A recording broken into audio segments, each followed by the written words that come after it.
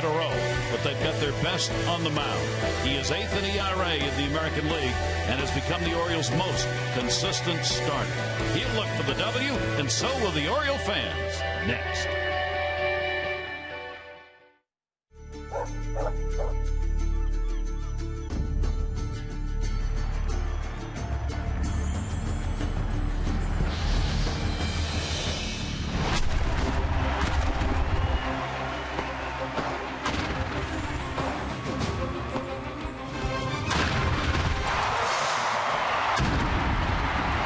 It's the Orioles on Bassett, and we welcome you back to New York City. The Bronx is the borough, and this is Game 2 of the 4-game set. Orioles on the Yankees, another one-run loss in the ball game last night for the O's. Hi, everybody. I'm Gary Thorne, and welcome these two ball clubs putting together some really good baseball games. Joe Girardi said before the game tonight, he said, you know something? I know it didn't go the way the Orioles wanted it to go, but that was a really good game. He's right on both counts. Orioles will try and turn that around tonight, having lost 3 in a row.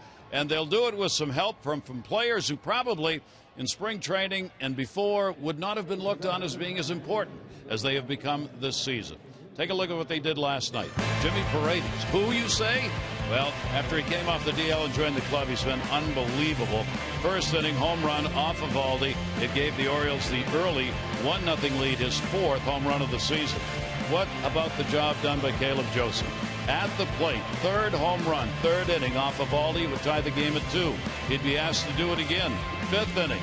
This would tie the ball game at 3. Off of Eovaldi, a double, bringing in the run. He's been sensational. And for Steve Pearce, you're asking an outfielder to play second base. Look at the play he made off Ellsbury.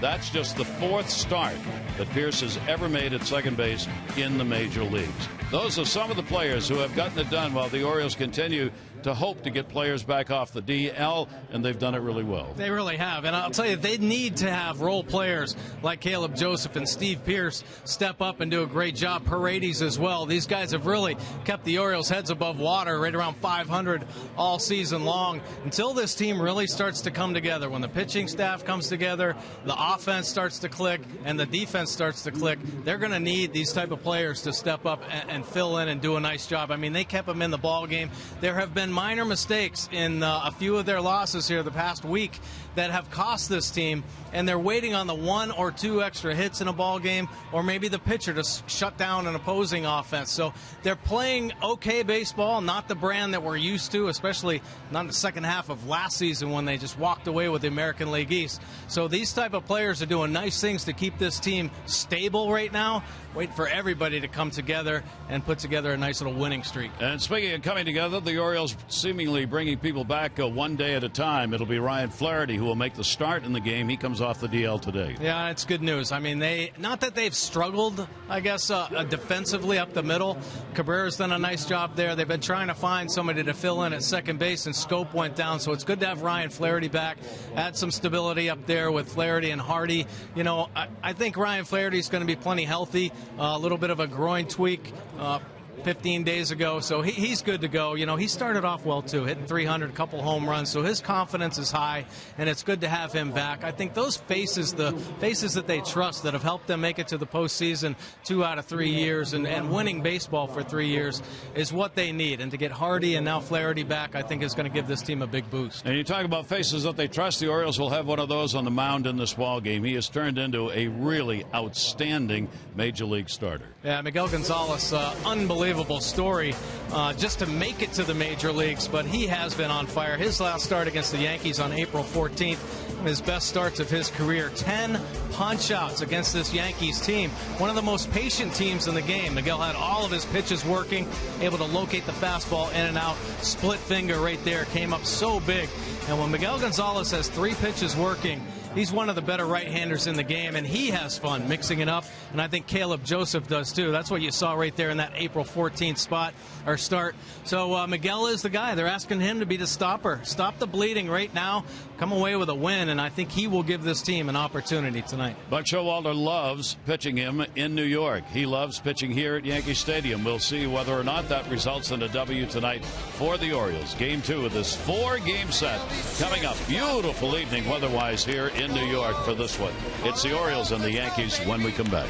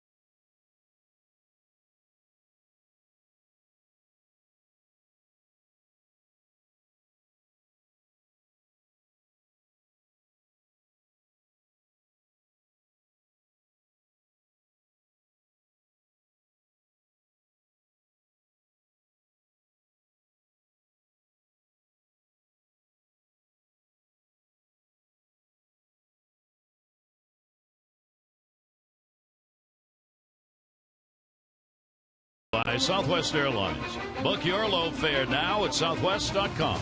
And by Navy Federal Credit Union, proudly serving the armed forces and their families for 80 years.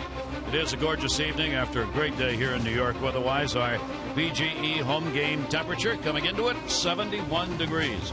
BGE Home is Baltimore's home team for heating, cooling, plumbing, and electrical. Why would you call anyone else? Yankee Stadium, let's take a look at the O starting lineup, brought to you by Southwest. Book your low fare now at southwest.com. Machado, Paredes, and Jones, Young, Davis, and Joseph, Snyder, Hardy, and Flaherty. For Delman Young, take a look at the numbers last season against New York at .545. Are you kidding me? And Young's picked up this year at .500, 5 for 10. Take a look at Adam Warren's pitch arsenal this season. The fastball 57% of the time. A breaking ball. He's got a curveball and a slider 30% of the time. That slider is better secondary pitch. Changeup 13% of the time. Now, he can use all four, and he isn't afraid to use them to both lefties and righties. 2 wins on the season, 4.78 earned run average. Getting deeper, they're trying to get him over into that 6-inning mark. 14 punch-outs, 10 walks on the year for Warren. Opponents hitting .250. Very stingy with the home runs. Just 2 given up this season. Spent the last 2 seasons in this Yankees bullpen. Won the 5th spot this year in spring training. 27-year-old right-hander who's got a 1-2 record against the Orioles, but this is his first start against the Orioles. The record comes from the relief work. Manny Machado up will take the pitch down low, and game 2 of this series is underway. Manny with the 0 for 2 in the ball game last night, now at .256 on the year. He's 3 for 4, lifetime off Warren. Again moved into that leadoff spot. Headed over to the seats. Teixeira giving chase, and that'll be out of play. Against the Orioles, the struggles have come out of the bullpen with an 8.18 ERA. He's pitched 11 innings against the Orioles and given up 10 earned runs in 10 career relief appearances. As we said, this will be his first start. He has given the team a chance to win in all the games he's started. They are 4-1 in his 5 starts this year. 1-1 delivery, and that'll be taken outside for a ball. 93 on that one. 2-1. Yeah, they really like Warren. Rushed through the minor leagues after signing his senior year out of University of North Carolina. That'll be a chopper to short. This is going to be a very long throw. Didi Gregorius fell down. That'll be a base hit. He slipped on the grass trying to make that throw, and now is he all right as he replaces the divot. And he'll take that. The chopper, the 5-6 hole. Gregorius gets there in plenty of time, but that back foot slips. Pulling Teixeira off the bag. Take a look at the rest of the Yankees defense. Gardner, Ellsbury, and Beltran in the outfield. Gregorius and Perella up the middle. Headley and Teixeira on the corners, and McCann, the veteran catcher, behind the plate. The Yankees have struggled a bit defensively. They've made 21 errors compared to the Orioles' 17. Tampa Bay has the fewest errors in the American League at 10. Now let's see if the Orioles can take advantage. Here's Paredes. In at third base is Headley. Paredes hasn't done a lot of bunting, not with a 6-game hit streak, and not with the numbers that he has put up this season at .339. And he's got a 6-game hit streak coming into this ball game. He has just been spectacular. Pretty good lead for Manny Machado at first. Paredes will foul that one straight back. Yeah, Manny's been running a little bit more this season. Wayne Kirby in his ear plenty of times. Was checking the times of the starting pitcher. Warren not overly fast to home, so there may be an opportunity. Just pick the right pitch. He does mix them up. Loves to throw that breaking ball. Teams have not tried to steal against him this year for whatever reason. There hasn't been one attempt. And that pitch set up way outside was McCann, which is exactly where that ball was delivered. I mean, that was as far outside as you can get. Yeah, well, the two-seamer, he didn't want to make a mistake on the plate being that far ahead. So run it off the plate. Give him a look at that pitch. And maybe just change that eye angle and start working inside a little bit. 1-2 count. And Paredes will chop that one fair on the grass. McCann will make the throw and record the out. It will move Machado down to second base with one away. It's not an easy play for a catcher. You got to relax enough to pick it up cleanly, and then you're generally throwing right into the back of that runner. Yeah, and it's a tough decision to make as well. I mean, do you want to try to let this ball go foul? It was kind of working itself over there, but he makes the decision, I got to get this out, and makes a real nice play. A tough angle to throw to Shera. So the Orioles will get the first chance with a runner on at second base and only one away. Here's Adam Jones, had an 0 for 4 in the ball game last night. The Orioles were 1 for 6 with runners in scoring position in the game last night. They stranded 6 on base. Barella, the second baseman, almost on the bag with the runner, and the pitch will be in the outside corner for a strike. We'll see if the Orioles keep upping those runner and scoring position numbers here, take advantage of opportunities. The runs have been hard to come by of late. Off second base, Machado inside on Adam.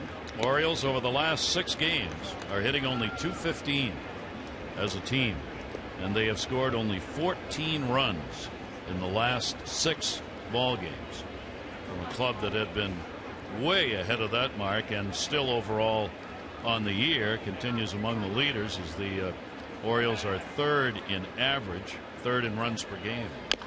That one's off his foot, and that puts him down. That hurt. Yeah, he got it good. You know, when Adam Jones goes down, it's got to hurt a little bit. Anytime you foul a ball off your foot, but when you square it up and actually drive it down there, it leaves a mark for sure right on the inside, even with the pad there. The small bones in the feet, you got to watch out for that, because if it swells up a little bit, it can cause some pain down there. Orioles don't need any more injuries, to say the least. Adam hitting at .364 with runners in scoring position. Solid number for the Orioles. Manny Machado will take the lead at second. Jones will stand back in against Warren. He's had 3 hits and 6 at bats previously. 1-2 delivery on the way, and a blooper down the line. It's going to curve foul.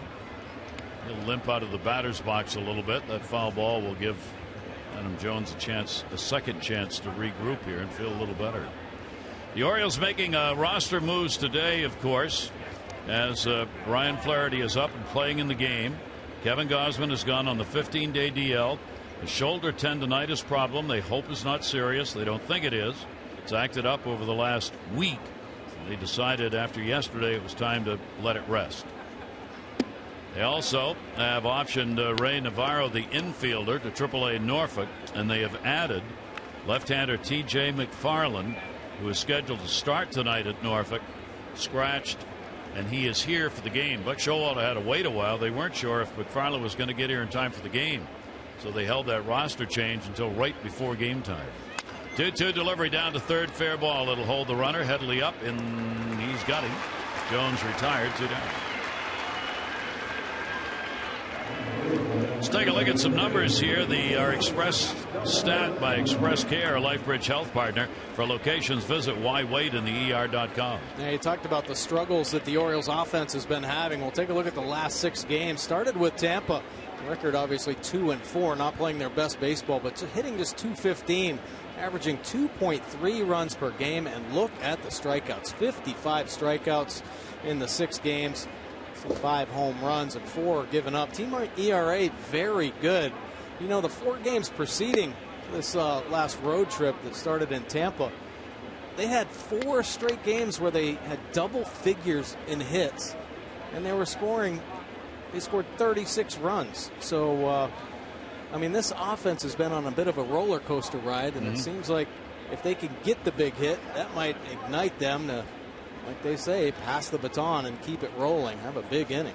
Young at the plate. That ball is going to be a big hit into left field. Gardner's going to be up with it. Machado coming home. Here's the throw to McCann. It's there. The tag. He's out.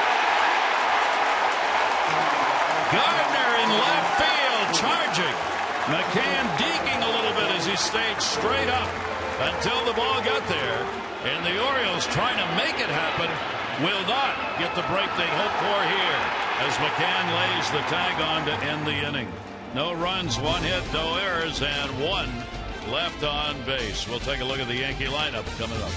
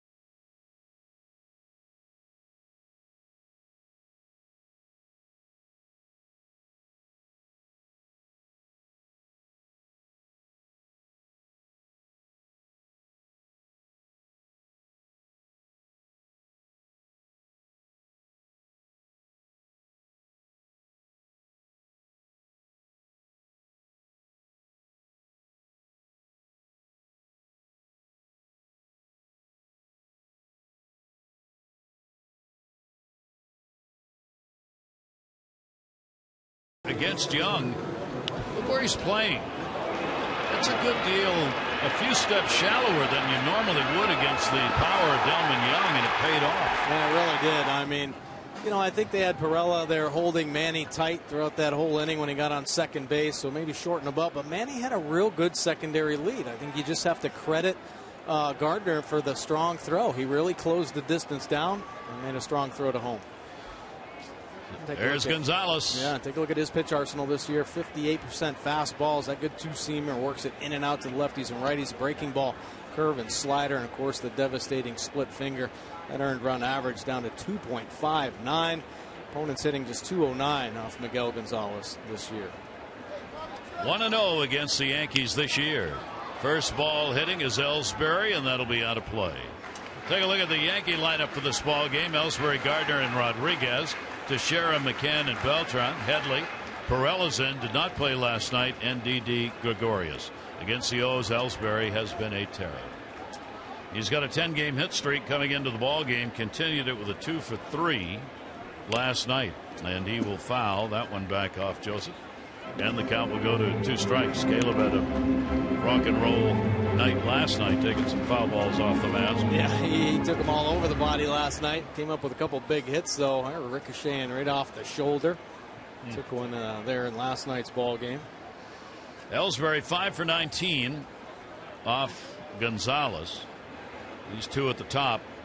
Ellsbury and Gardner putting on an early show this major league season. Combined now over the last 11 games, Ellsbury and Brett Gardner are hitting .436.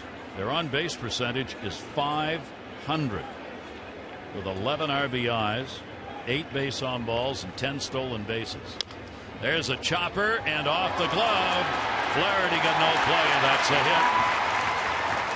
As we've seen so many times, once it touches that pitcher's glove and it's not fielded, put it down as a hit.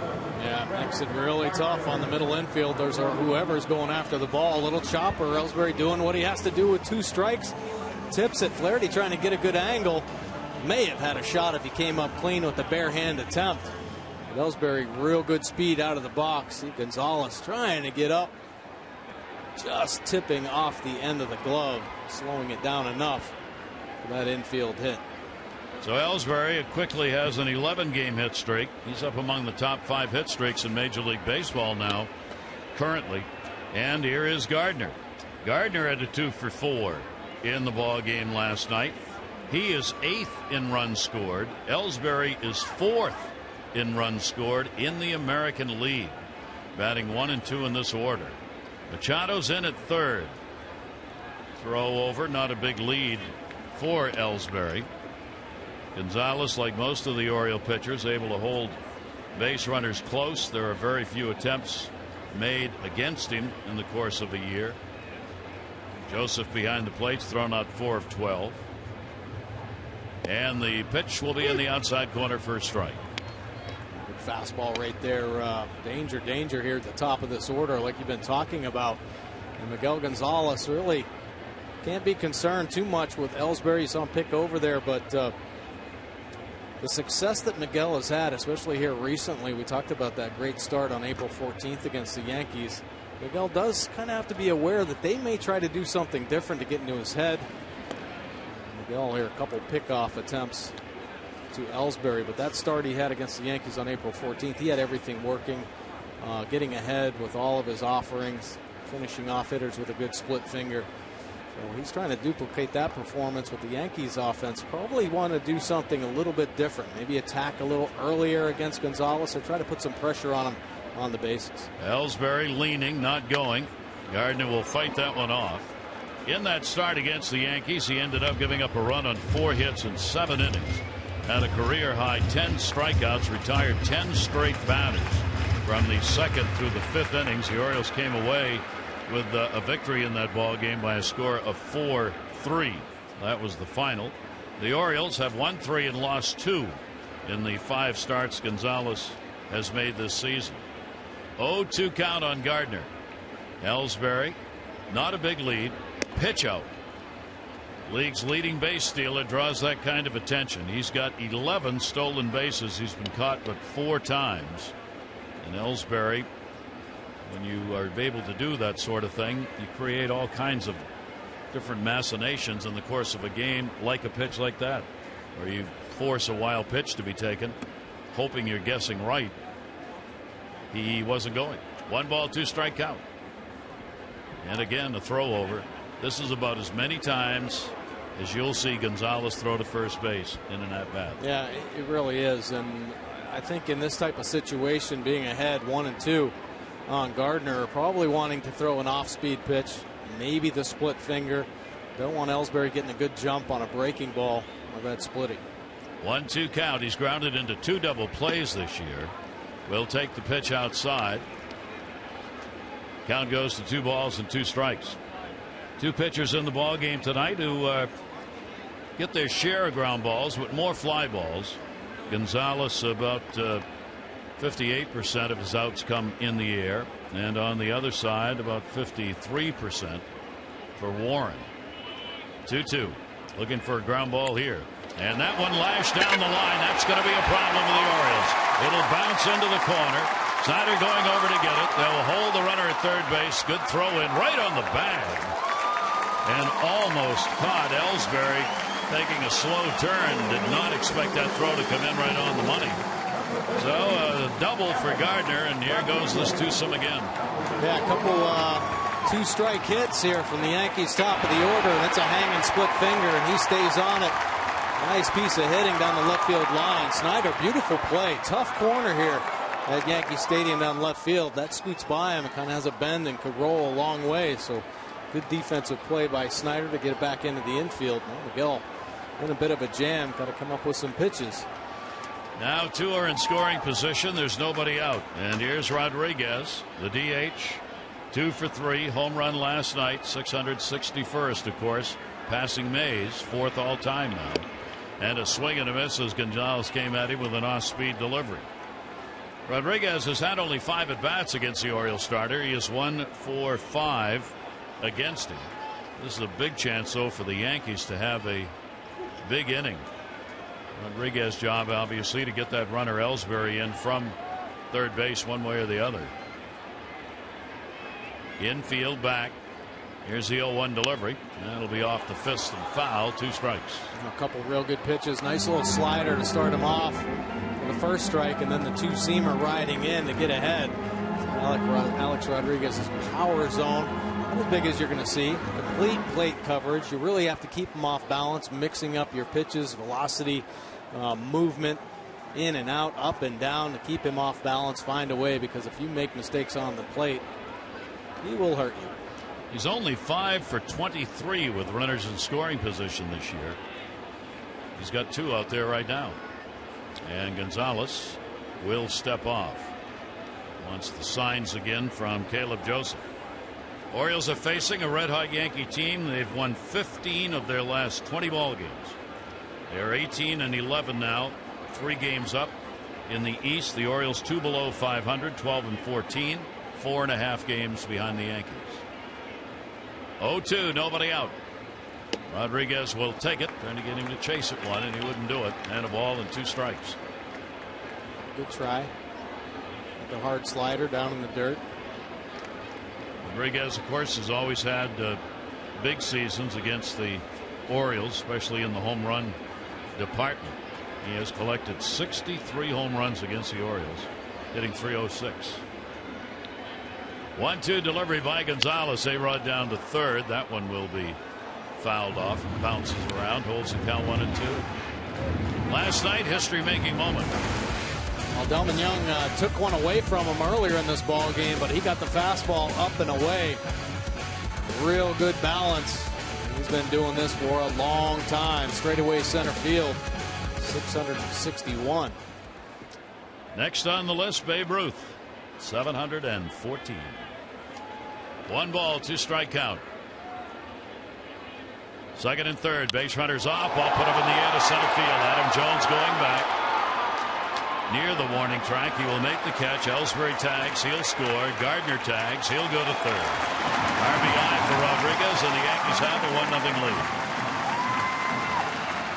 Miguel Gonzalez done a nice job getting ahead of the first 3 hitters in this Yankees lineup, but they have found a way to produce the 1 run. A couple good ABs from Ellsbury and Gardner with 2 strikes. And then A-Rod getting a pitch he can handle for the deep sac fly. And not only does he pick up that RBI, but Gardner able to advance over to third with 1 out.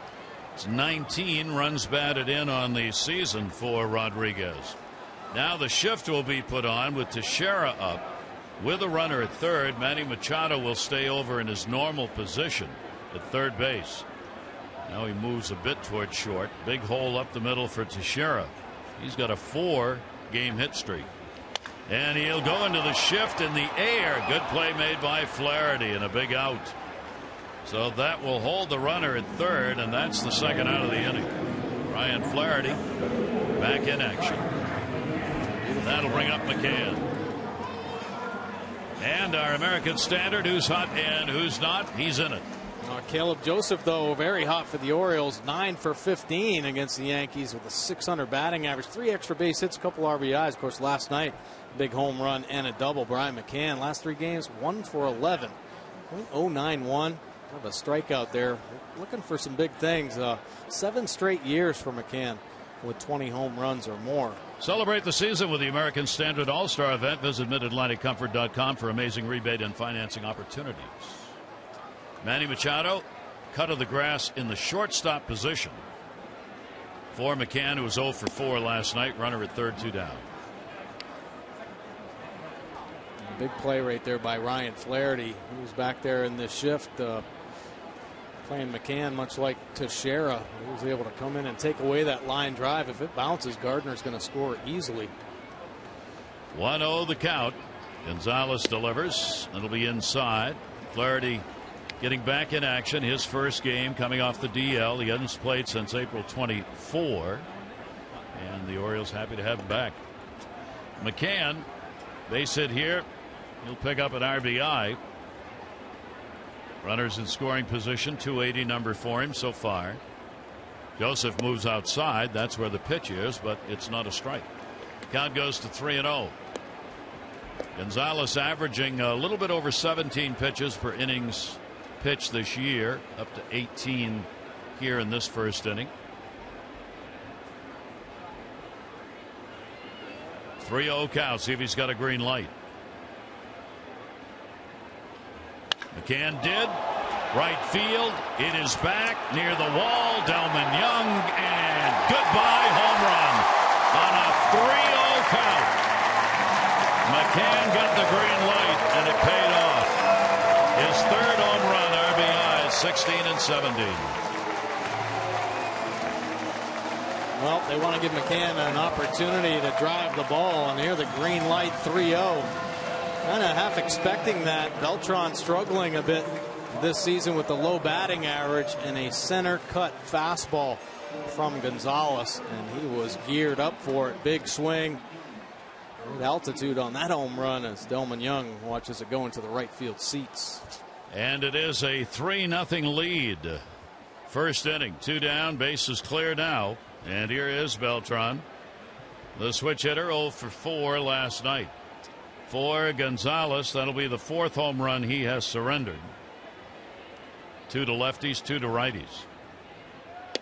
And that pitch taken inside. Gonzalez comes into this game with an amazing number of 30 starts in which he has given up 4 or fewer runs. 30 starts. The Yankees have got 3 off him in the first inning. And that one will be fouled back, and a fine one-handed grab by a fan. And a 1-ball, 2-strike count. Yeah, Miguel, much like Tillman, a little too fine here early going, just missing a couple pitches, falling behind McCann, but he was aggressive early, getting ahead, couldn't come up with the big out pitch. 1-2 is going to be inside.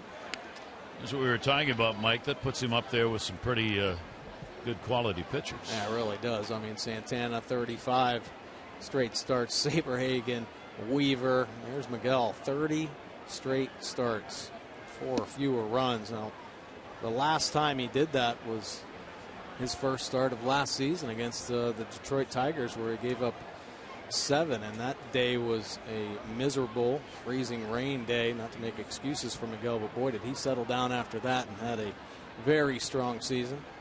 3 ball, 2 strike count with 2 down. That's into the shift again. Flaherty's out there. He's got it, and he will make the play to retire the side. Well, the Yankees have a big start, though. They get 3 runs on 3 hits, including a McCann 2 RBI homer. 3-0 lead.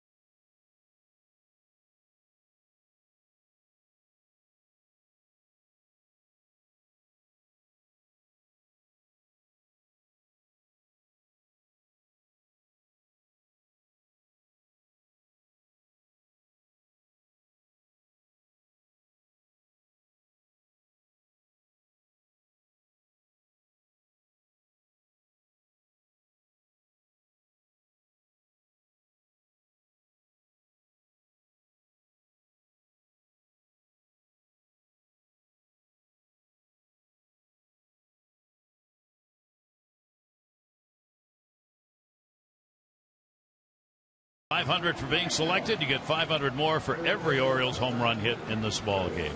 Play Baseball Bucks. Scratch-offs win up to $50,000 or enter non-winning tickets for a chance to be the contestant of the game. Visit mdlottery.com/baseball. More additions to the All-Star DL lists of both the American and National Leagues. As Alex Cobb has decided, Tommy John is necessary, so there goes at least a season and a half, probably, for Cobb. Yeah. Wow. 3-0 lead. Adam Warren on the mound. Chris Davis will stand in. Davis 0 for 4 last night. Chris had the golden sombrero, a hat you'd rather not wear if you play the game of baseball. 4 strikeouts in the ball game last night. 1-0 count on Chris. He put that one up in the air. Headed towards the seats. Gardner coming over, and not enough room. Yeah, Chris is been a little bit streaky with the strikeouts this season. Frustrating because a big guy like Davis, there are times when he hits home runs and it almost seems like he isn't even trying. So, you know, you would hope that he would shorten up, maybe just try to put the ball in play, because at contact, he can drive it into the gap and sometimes even home runs.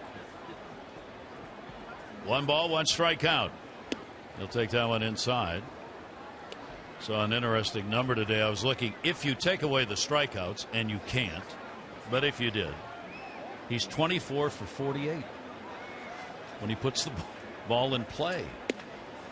That's why the average is, despite all the strikeouts, still up there for Chris Davis. And now, as Mike said, it's about putting the ball in play more. 3 ball, 1 strike count. And he does. And it's caught by Teixeira on the button and robbed of a base hit or more. Well, he's had a few of those as well. Line drives right into the shift. A pretty good pitch. Fastball down and in. He gets to it well. Teixeira. Nice play as the defense pinching. You see him how tight he is on that first base line. A pretty athletic move right there. Better have good focus. Going to get up on a line drive. Teixeira did. Here is Caleb Joseph. And the pitch to him taken for a strike. Caleb is doing his damage against the Yankees this year. He is 9 for 15 with a home run and 4 RBIs against the Yankees. 2 big hits last night. That'll be fouled back.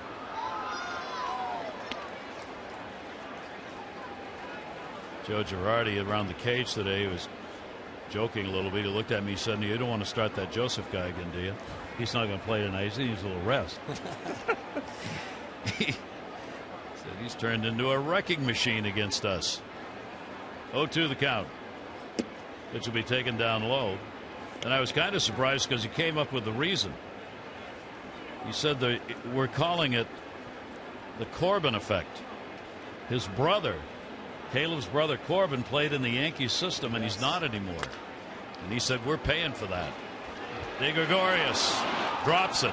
That'll probably be a base hit, too. Boy, he had some tough attempts at short here in the first 2 innings of this ball game, and Caleb is on again. Yes, Caleb finding a good spot there. Gregorius slips on a ball in the first inning, and here can't come up with the handle, ranging deep into the hole. It's going to be a one-time transfer if he can do it. He can't stick a fork in that one. So the good backhand play, nice range. Can't get it into the throwing hand clean. Caleb smiling again over at first base. Another hit. 10 for 16 against the Yankees. And the pitch will be taken by Snyder. Snyder coming in. Travis has got a 5-game hit streak entering this ball game. And the Orioles needing to take advantage of opportunities in the ball game. And a swing and a miss and a real nice off-speed pitch. Good change right there. We have seen what Adam Warren is all about, mixing up his pitches. Here, a beautiful changeup, late fade at the end. That's all over the plate until about the last 10 feet. And dives off, missing by about a foot. Snyder, 1 ball, 1 strike. Infield playing into pull. Pitch will be taken up high for a ball. And the count goes to 2-1. Adam Warren, 10 walks, 14 strikeouts, 26 innings coming into the ball game. So hitters put the ball in play against him for the outs that are recorded. 2-1, short lead at first for Caleb Joseph, and that is a foul ball.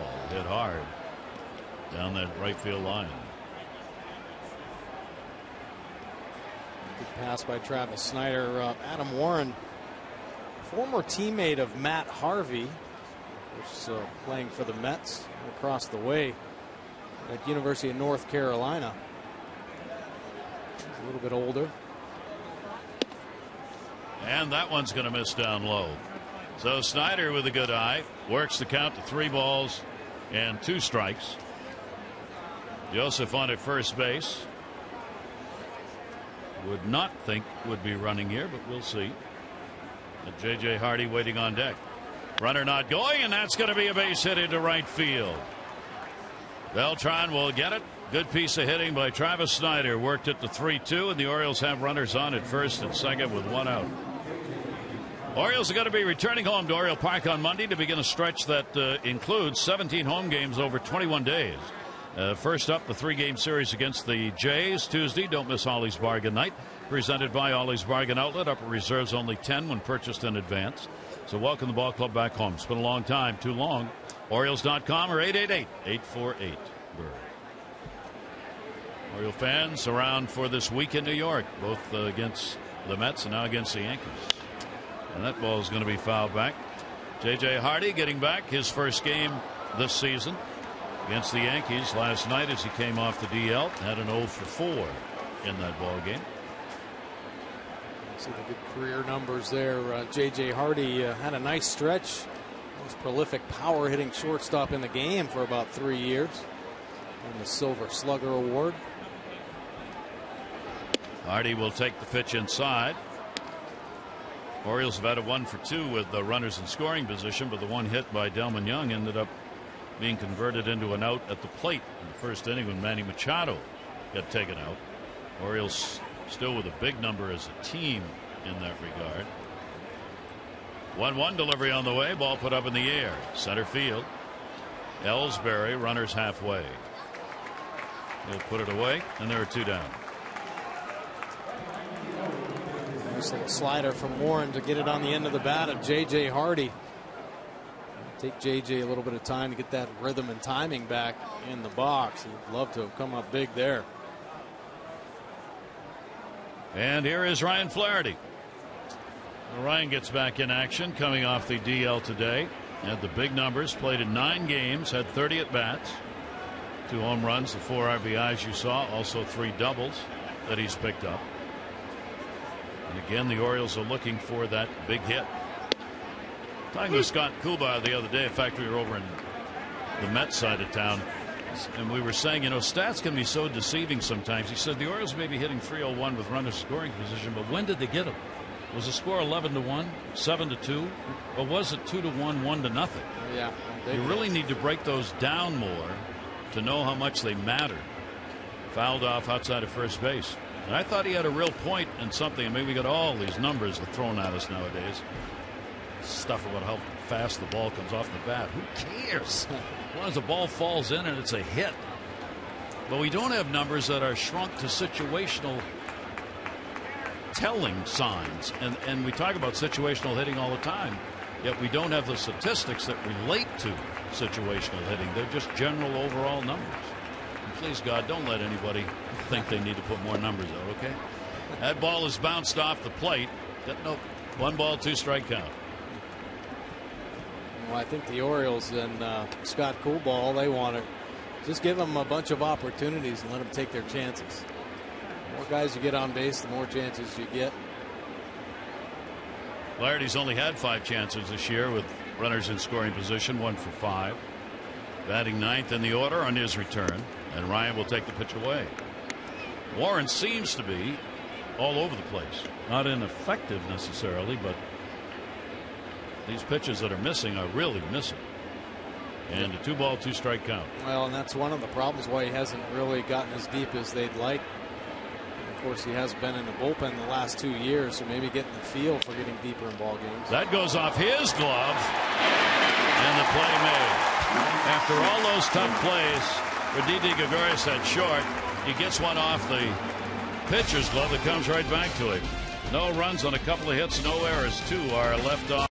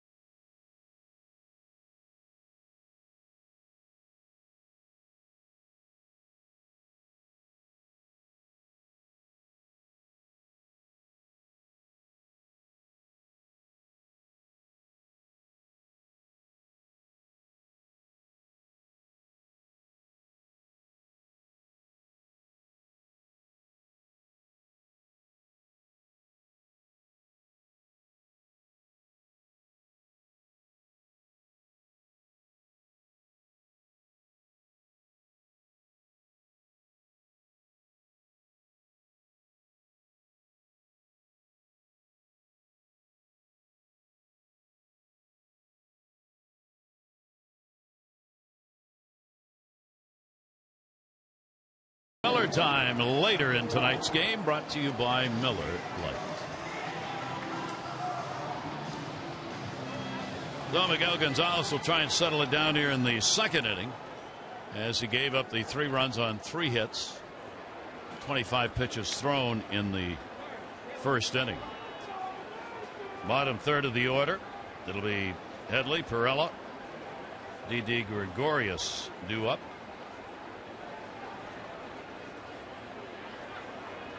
One for 4 in the ball game last night for the 3rd baseman of the Yankees. He'll go after the first pitch. Ryan Flaherty over, running throw, and he's got it. So a pitch and an out to start the 2nd. Next weekend, the Orioles take on the Angels for a 3-game series beginning Friday, May 15. On Sunday, May 17, the first 10,000 fans, 15 and over. 1:35 Sunday game will get the Orioles wristlet, presented by PNC Bank. Good seats still remain. Hope you'll get out to the ballpark. Family and friends celebrate a great day at the Yard. 888-848-BIRD or Orioles.com for tickets. Perella coming to the plate. Young second baseman. Genuine prospect. He's been a success everywhere he has been. It's not been a lot of places because he's very young. But they love his bat. Say he can handle the job at second base. He's 25 years old, out of Venezuela. Pitch will be in there for a strike. Came up with the Yankees last year. Played only 7 games. Got their attention, though. He ended up with 8 hits and 24 at bats, 3 RBIs. 273 career minor league hitter. And couldn't wait long enough on that. Fouls it back. Yeah, a slow curveball from Miguel Gonzalez, but a pretty healthy rip when he did finally let it go. Perella really made an impact in spring training this year. You know, they were touting him as a very good prospect, but he made sure he got noticed this year in spring training. Big batting average at 370. 1 ball, 2 strike delivery on the way, and that one's going to be fouled off. And if there is a position where there may be room to play a good deal, it is second base. I mean, Drew was the hope for success at second base. It has been a bit of a struggle for Stephen Drew, and it's enough of a struggle to open a door a little bit for Perella. 1-2 the count. Gonzalez will miss outside with it where the catcher's glove was, and a 2-ball 2-strike count. Even though Miguel has given up the 3 runs here early in this ball game, still working very well. This is a tough Yankees team. You see a couple guys uncharacteristically swinging early against Miguel, and I think that's because they don't want to get deep in hopes or trying to stay away from that split finger, but he hasn't been able to find it just yet. A couple that he's thrown, he's left up in the zone. Teams hitting just 209 against him coming into the game. Really spectacular numbers. 2-2 delivery, grounded hard to third base. Manny Machado makes the play over to Davis and a couple of ground ball outs. 2 down here in the second. For Miguel, left-handers hitting only 190 coming in. Right-handers 231. Last year lefties hit 259, so he has dropped that down almost 70 points from last year. Left-handed batters. Didi Gregorius will stand in. He had a 1 for 4 last night. He's not had a hit against Gonzalez in 5 at bats. That ball may be the first one. Down the line into the corner and foul. He got it way up in the air and he just missed the long ball. Yeah, Miguel Caleb trying to go inside. Stayed on the plate too much, and Gregorius just missing a home run. Got the head out, hit it well enough, but just foul. Gregorius batting in the 9 spot, 9 hits in his last 35 at bats. 0-1 delivery to him.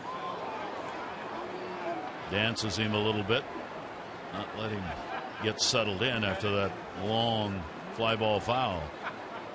Just making sure. Wanted to get that fastball in there on the first pitch, and nothing wrong with that. 1 ball 1 strike delivery on the way, fouled off. Gregorius does not have a home run yet on the season. No. If Miguel wants that split finger to work, he's got to be able to locate the fastball inside, especially the lefties. That's where he has success with that split finger. If we can get him thinking about the inside pitch, that splitty becomes much more effective as it comes in looking like a fastball but dives down and away. Ooh, and got him. Like a wild cut on it. He'll get the strikeout and a much better second inning for him as he retires the side in order. We've completed 2 here at Yankee Stadium. The Yankees with the big first inning out of the 3-0 lead.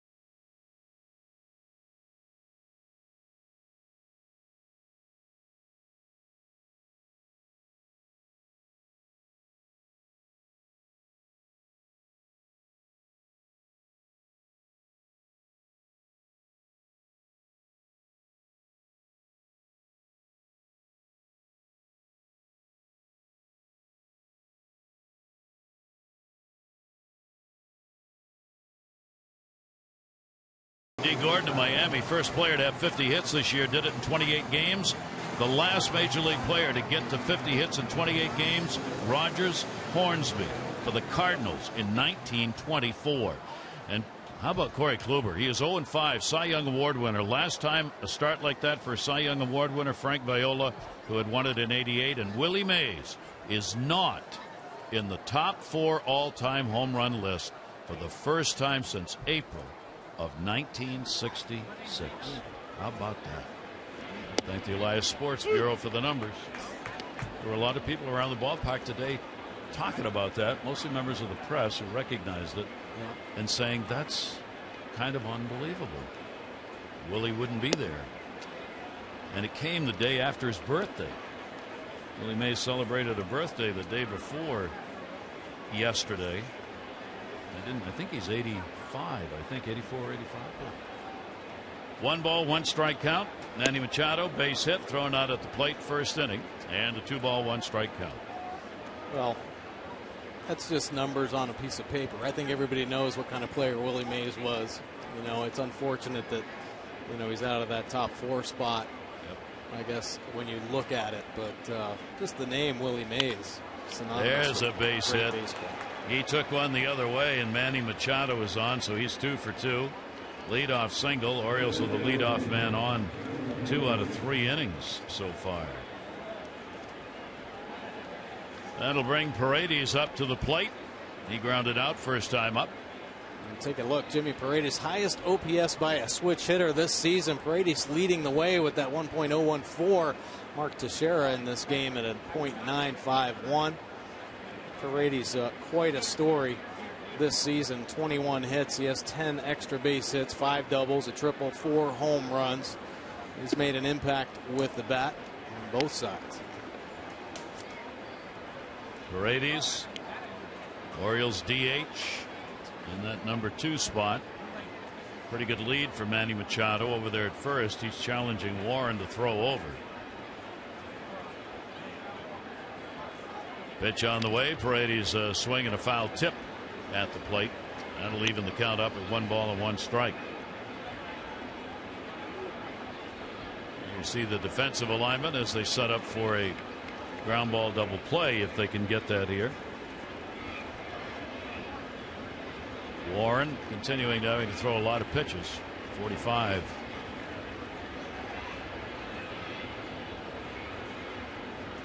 Manny leaning over there, and that will draw the throw. You know, Manny's feeling good, that the legs are feeling good with the running that he has been doing, with a 5 for 5 in the stolen base department.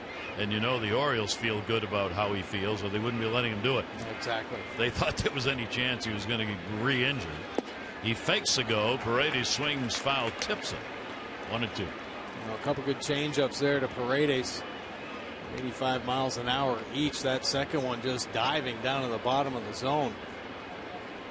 Not afraid to double up with the change. See the location there. Trying to stay away. There's that hole over there at first base with Machado on. Lefties are looking to shoot that hole. Warren very aware of that. He'll step off to get the runner back to the bag.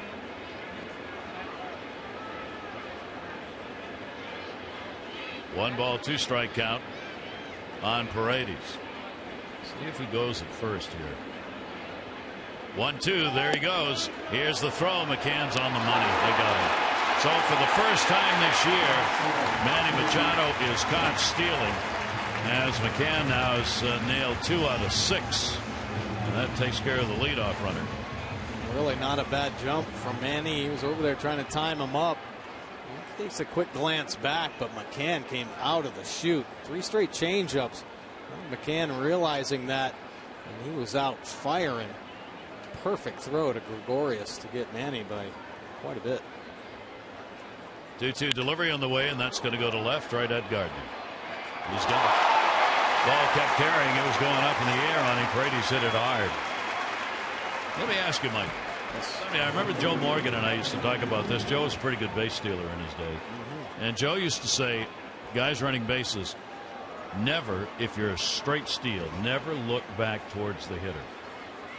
if it's a hit and run and hit or something, okay, then you got to know where the ball is. Do you agree with that? I don't necessarily agree with that. No, Okay. I wasn't a great base stealer. Joe Morgan is a Hall of Fame player. Yeah, but that's so. a matter of opinion. That's his idea. Now listen, I think if you have the right teammates and they know that you're a base stealer, and they know that if you take off, you're pretty sure you're going to get it. Don't swing. Play will be made by the shortstop, and that will record the third out of the inning. So only 3 up, no runs, 1 hit, no errors, nobody left on. Bottom of the third from Yankee Stadium coming up.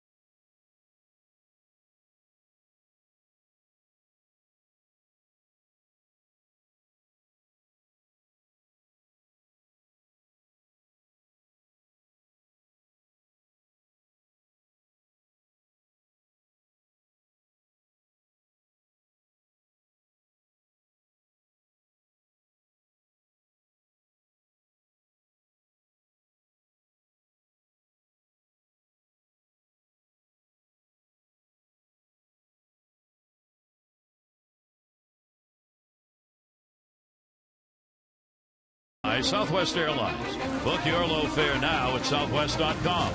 By PNC for the achiever in you. And by your locals Mercedes dealership. Always good eats at the ballpark. Pour it on, baby. Pour it on. All piled up there in the corner. All ready to go. Oh, yeah. I want to follow that conversation. There's an Orioles. I haven't seen that happen before. Yeah, that's nice. That's nice. So we were just talking during the break there about how things have changed a little bit, because today most guys who are going to steal a base have a green light to go whenever they want to. Yep. It used to be you didn't run unless you had a sign relayed from the manager. When you had a sign relayed, the hitter knew the runner was going, so the hitter could lay off a pitch. Nowadays, does a hitter know when a runner's going? Well, I mean, he can. I think at times they put a steal on, and then there may be signs coming from the bench. But if there is going to be a stolen base and a hitter isn't expected to swing, it's typically early in a count. So a base stealer on the base like Ricky Henderson or Joe Morgan, they would probably steal early in a count as opposed to late, because if a hitter falls behind, he's got to do what he can to protect. He doesn't want to get to 2 strikes. So if it's an 0-0 count or a 1-0 count, base stealer might go and a hitter would just take as they pick it up. But no, there isn't a hitter that's going to let a strike go by and make it 2 strikes, and then they got to battle a split finger or a nasty slider. Point. Pitch is going to miss away by Gonzalez. So he starts Jacoby Ellsbury off here with a 3-0 count. Ellsbury, a single, run scored in the first inning. Top of the order for the Yankees, who continue to do the damage at the top of the order. 3-0 pitch on the way. He's taking. It'll be in there for a strike to Ellsbury. Orioles outfield moves in a couple of steps, especially Adam Jones in center field. Try and cut off balls that are in front of him. Ellsbury, a .362 hitter at home, 8th best in the league. Foul back. And a 3-ball, 2-strike count. Nice job working himself back into this count. Miguel really has to come up with a big pitch. We saw Ellsbury, work the count in his first at bat, borderline pitch. So he's just looking to try to put the ball in play. Ended up getting an infield single off the glove of Gonzalez. 3-2 delivery, and he'll lift that one. That'll be back and out of play as well. With the 3 runs that have been added by the Yankees to their totals on the year, they are outscoring opponents now 139 to 107. That is a very decent run differential. The Orioles have outscored opponents Orioles have 126 runs scored. They've given up 123, and he walked it. Not what he wanted there. So again, Ellsbury's on base to bother Gonzalez. The Orioles host the White Sox, a special single admission doubleheader on Thursday, May 28, 4:05. Tickets for the originally scheduled Monday, April 27 game are valid for this twin bill. Additional tickets are available but won't last, so get to the yard and enjoy two for the price of one. That's Orioles.com or 888-848-BIRD for tickets. May 28 doubleheader. That was supposed to be a day off. White Sox will come to Baltimore just to play that doubleheader makeup. Leadoff man on here in the third inning. And here is Brett Gardner. And he does show bunt with Manny coming in at third. He'll take it. He had the double in the first inning. He too would score. Rodriguez sac fly. McCann 2-run homer, accounting for the Yankee runs in the first. Speed really tough here at the top of the order with Manny Machado brought in to respect the bunt on the grass. Of course, the hole opened up on the right side with Ellsbury there. Fouled off that way, but pulled. Well fouled. And a 1-ball-1-strike count on Gardner. Gardner now 6 hits, 23 at bats, lifetime off Gonzalez. Both these guys at the top of the order have had decent numbers against the Orioles starter.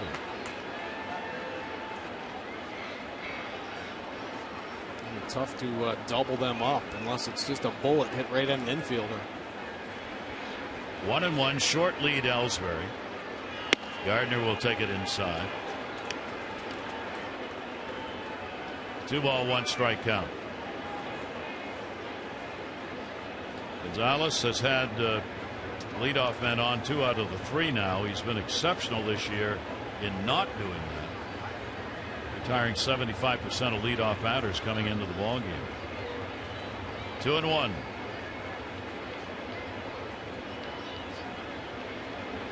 Runner goes. Ground ball towards the hole. It's a base hit. Ellsbury running will easily get the third. Throw will come into second by Young. So they had him moving. And a chopper by Gardner ends up in right field. And here they go again, these two. Runners at first and third. Well, it's a lot of fun when you're a manager and you have speed and guys that can handle the bat. Here, 2-1, classic hit and run count, and they execute it perfectly. Saw Ellsbury looking in. Gardner getting on top and chopping it through that hole that was created after Ellsbury works a walk off Gonzalez. Now threatening again. Runners at first and third. And here is Rodriguez again. He had a sac fly first time up. Rodriguez has a 3-game hit streak coming into this ball game. Still nobody out in the inning. This is what the Yankees did in the first, getting the first 2 on into scoring position in the first. Now first and third here in the third.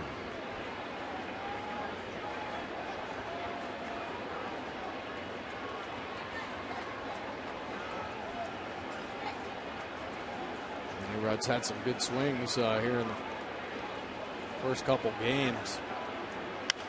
He lifts that one up in the air. Second base Flaherty will go back and call for it. So that will hold the runner at third base. And there's a big out. Rodriguez retired. Does not get that run in from third. Well, you have to carefully work the perimeter to a hitter like Alex Rodriguez. And after a nice fastball inside, goes to the top and gets him to chase for an easy first out. Now, 1 pitch away from getting out of this jam. Infield will shift but stay at a double play depth here. Teixeira lined out. Second base, his first time up.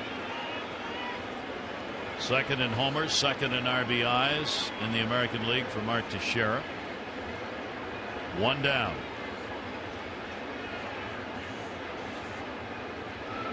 Gonzalez will get that one in. The high strike called. See Teixeira's power zone filling up all the boxes. So again, you make mistakes on the plate, it's going to make you pay. Not the high batting average this season, but doing damage with the 10 home runs. Always started off slow in his career. You look up at the end of the year, and he's always got power numbers. Only 1 for 13 off Gonzalez. Runner goes, and that will be fouled back.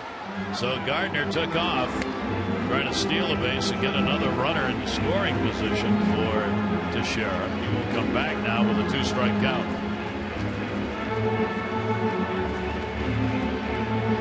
Pressure pitching in innings 1 and 3 for Miguel Gonzalez. He has walked 1, struck out 1, but given up the 4 hits to the Yankees.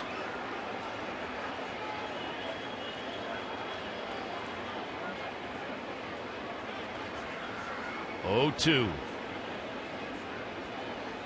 Runners off first and third. Runner going again, down low, and can't make the throw. Caleb Joseph looked like he was going to let it go. Don't know for sure with the runner at third, but it's a stolen base. A tough pitch to handle. Split finger down and away, trying to backhand it. Not really sure if he was going to try to throw it out either, but came out of the gate like he wanted to. Just couldn't quite get the handle on the transfer. So Gardner's 9 out of 10 now stealing bases. The infield will move in to share benefits in that way in this at bat. 1 ball, 2-strike count. Gonzalez delivers to him, and a swing and a miss. Got him. There you go. That is the beautiful splitty that Miguel Gonzalez possesses. Best one of the ball game, and it couldn't have come at a better time. Yankees at second and third. Teixeira getting ahead and then going to the splitty down at the bottom of the zone. Beautiful pitch for Gonzalez. So now 2 away, and Gonzalez a chance to get out of the inning. He had that same chance in the first when McCann came up and hit a 2-run homer, his 3rd of the year. The first hit McCann has had against the Orioles this year. He's 1 for 12 against the O's. 2 in scoring position, 2 down, and McCann will take it up high for a ball. We'll take a look at McCann's power zone and then look where the home run was. Now he worked the count to 3-0, and Miguel trying to throw a strike and pretty much right in the center of McCann's power zone, and he knew what to do with it. Big home run. Ellsbury and Gardner get their leads. Here's the 1-0 delivery on the way. Enormously important at bat early in the game with the Yankees leading 3-0. Runners off on contact if he can make it. Base hit, scores a couple of runs. You get him out, stays right where it is. A completely different looking ball game. 2-0. Caleb and Miguel have to really be smart here with 2 outs and an open base. Down low, wanting nothing to do with McCann by the looks of it, with the struggling Beltran waiting on deck. Well, that's really what it's all about. You got to kind of play the game, take what they give you, understand the situations. In this, you cannot give him a pitch to hit. So why not make a force on every base? And Beltran, like you said, has been scuffling this season. So the intentional pass will be issued. McCann is on, and that will load the bases.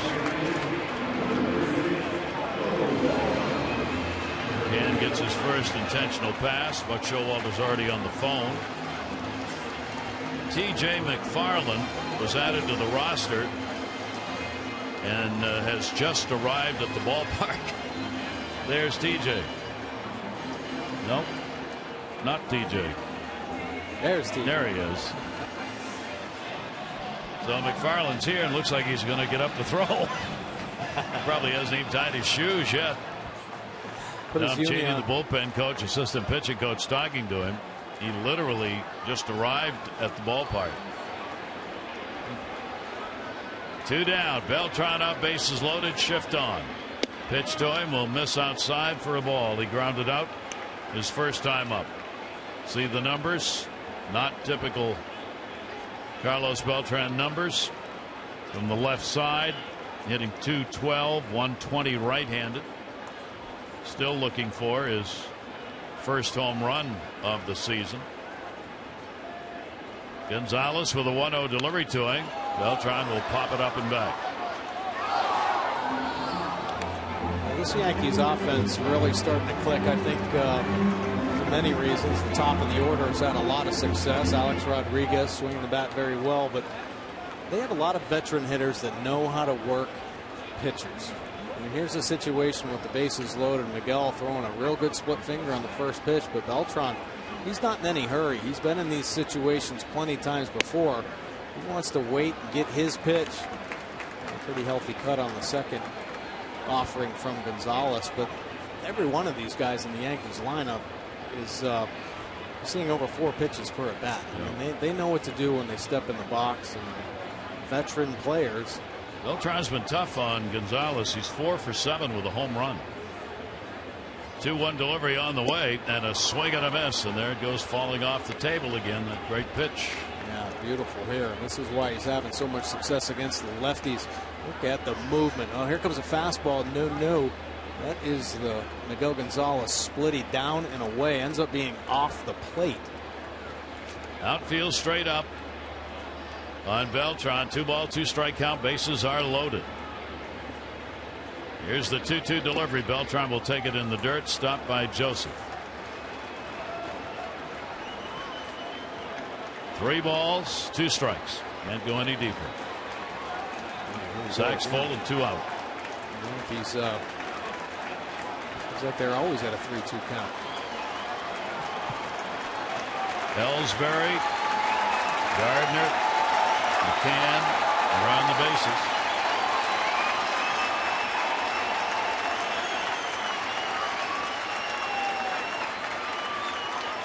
Three-two delivery on the way, and that ball is hit hard towards the gap, and it's going to fall in. Top of the wall. Ellsbury scores. Gardner scores. McCann coming. They got a chance at the plate. One hopper, and he's out. Great stretch by Caleb Joseph on the relay throw from Ryan Flaherty. And they get McCann, who was trying to score from first base, as the relay throw came in off the mark a bit, and Joseph had a dive back and got him with the glove to end the inning. The Yankees, though, will add a couple, and they have a 5-0 lead.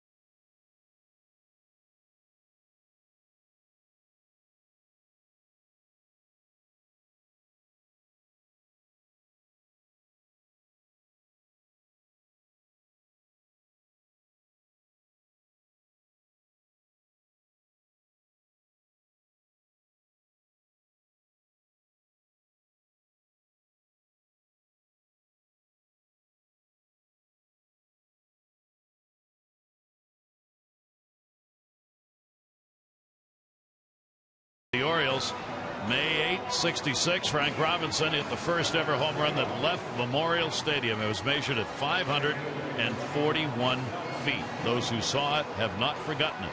And in 1979, the Orioles had back-to-back-to-back home runs hit in a ball game against Oakland. Eddie Murray, Lee May, and Gary Renicky hit them. Orioles won the ball game 8-2, and Freddie Murray, that home run extended his hit streak at that time to 19 straight games.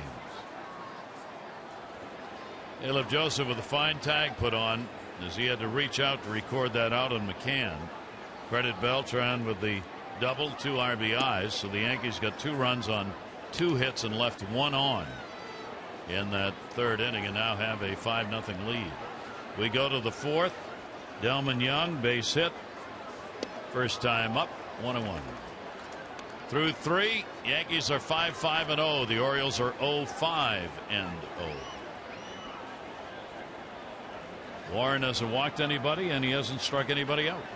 He hasn't given up a run. And the pitch is inside.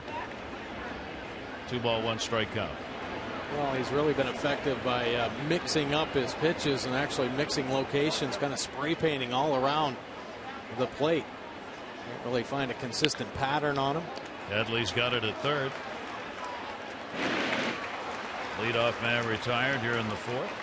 And that will bring up Chris Davis. Hit the ball hard, lined out to first. Yeah, he has been striking out 7 times in 8 at-bats in his last 2 games. And the 44 punch-outs this season, that's the most in the major leagues, tied with Chris Carter. It's 2013 Astros most Ks through the team's first 26 games in the last 100 years. And he's on pace for only 274. I don't believe he will get to that spot, but you know, like we talk about, I mean, Chris Davis is so strong, just the ability to make contact will help him increase his batting average and, you know, put the ball in play in big situations. That'll be against the shift. That's the shortstop. Gregorius will make the play, and Davis is retired, and he's got an 0 for 2 away. Get your copy of the Orioles' all-new official legacy book, Baltimore Orioles, 60 Years of Orioles Magic, written by longtime Baltimore sports writer Jim Henneman, who took the behind-the-scenes look, stories, photos from the team's first 6 decades, and a special introduction by Jim Palmer. All full or partial season plan members get a 20% discount on the book. To reserve your copy, Orioles.com/book today. 2 down, nobody on. Here's Joseph. A base hit.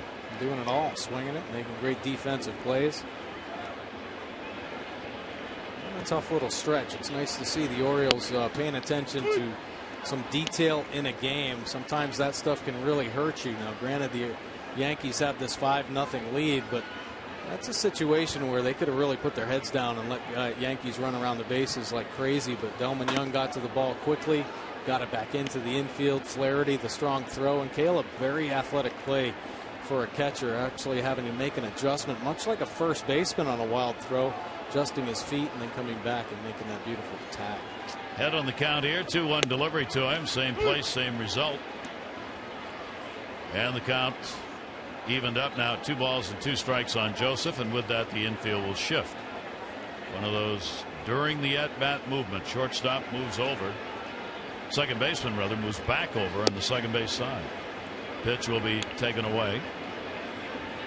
So Caleb works the count to 3 balls and 2 strikes. 2 down, nobody on. Travis Snyder hoping for an at-bat here in the inning. And that'll be fouled away.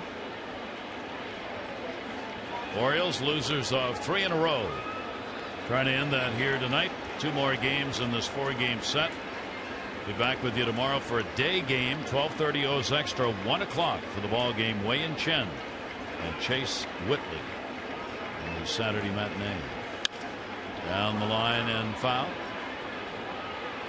Had almost 40,000 in the ballpark last night, and it's going to be that, and maybe even a few more tonight.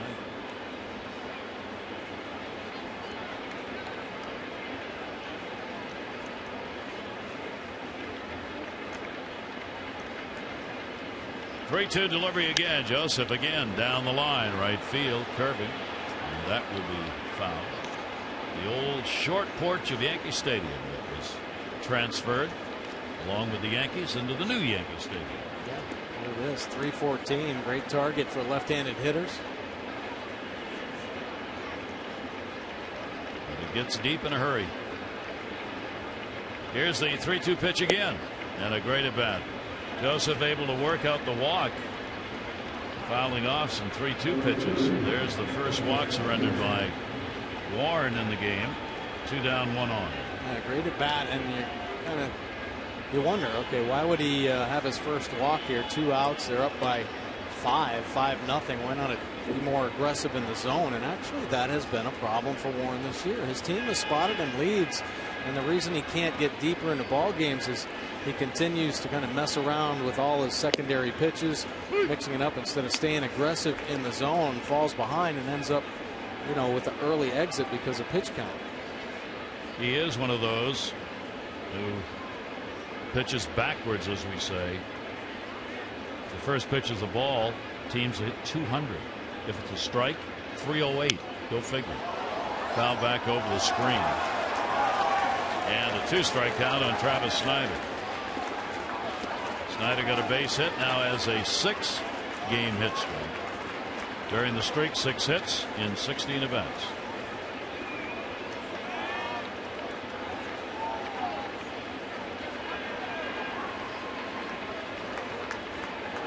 Here's the 0-2 delivery to him, and he reaches. And there's the first strikeout recorded by Warren. No runs, no hits, no errors, and 1 left on base. The Yankees on top on this beautiful weather evening in New York.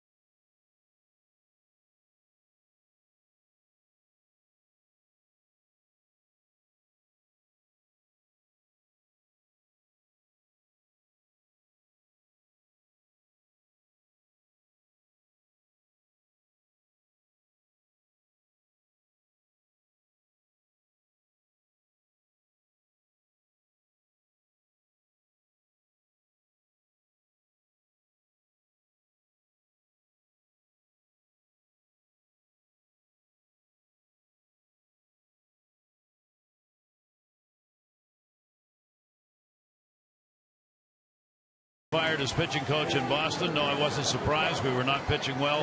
Had a below average month. I understand the decision that was made. I'm accountable for them. Talk around baseball. He is a really good pitching coach. Evan Longoria's streak, 198 straight, ended due to the flu, longest in MLB. The last game he missed had been July 1 of 2013. And in Toronto, can they get Bautista back into the outfield? He hasn't been there 15 days. Shoulder problem. Nobody knows what it is. Alex Anthopoulos, the GM, says he should be back in the outfield middle of next week. That from the Toronto Star. He is playing as a DH. Yeah, if you remember, but that was the game. There was a little confrontation between Bautista and the Baltimore Orioles, and I think his emotions kind of took over, and he tried to throw Delman Young out at first base, and that's when he hurt his arm. Mike, here it is. Take a look. Confrontation the inning before, a lot of screaming and yelling, and take a look at Bautista. Well, I'm going to show you. I'm going to throw you out at first, and then Delman Young says a couple words to him. But after that, that's when he went on hurt his shoulder. Hasn't played since. Delman did chat with him briefly as he crossed. Yes, he did. Crossed first base. There were a few Orioles that had some words with Mr. Bautista. Adam Jones let him know what he was thinking as well. Headley, who grounded out his first time up, fouls it off. Bottom half of the 4th inning, 1 ball, 2-strike count on Headley, Perella, and then Gregorius due up for the Yankees. Yankees have started against the Eastern Division 13-9. Orioles are 13-13. That will be fouled off. Orioles, of course, made so much ground last year against division opponents. 47-29 for Buck Showalter's team against the American League East. It was a pretty impressive year for the Orioles, really dominating their division. Gonzalez with a 1-2 delivery. He goes the other way. That's where Snyder was playing, and he's gone. 1 down. Take a look at our PNC minor league report. Alex Murphy is in Delmarva, single A, hitting .301, a couple home runs, RBIs 25. That's a league high. Murphy doubles at 8. Pretty good slugging percentage as well. He's catching down there, also learning how to play first base. He's a local guy, hometown hero. Went to Calvert Hall, just outside of Baltimore. Born in Maryland. Doing well. Here's Pirela, Jose Pirela, starting at second base in the game.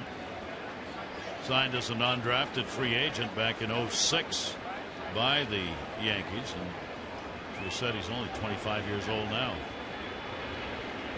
Worked his way up through the organization with the season at Scranton Wilkes-Barre last season, where he hit .305 at AAA and 10 home runs, 60 RBIs. One down, nobody on. He grounded out to third his first time up. Orioles playing straight up defensively. Cues that one over by the Yankee dugout. 0-2. Keep attacking that spot with the little slider. Finding a way to get a piece there.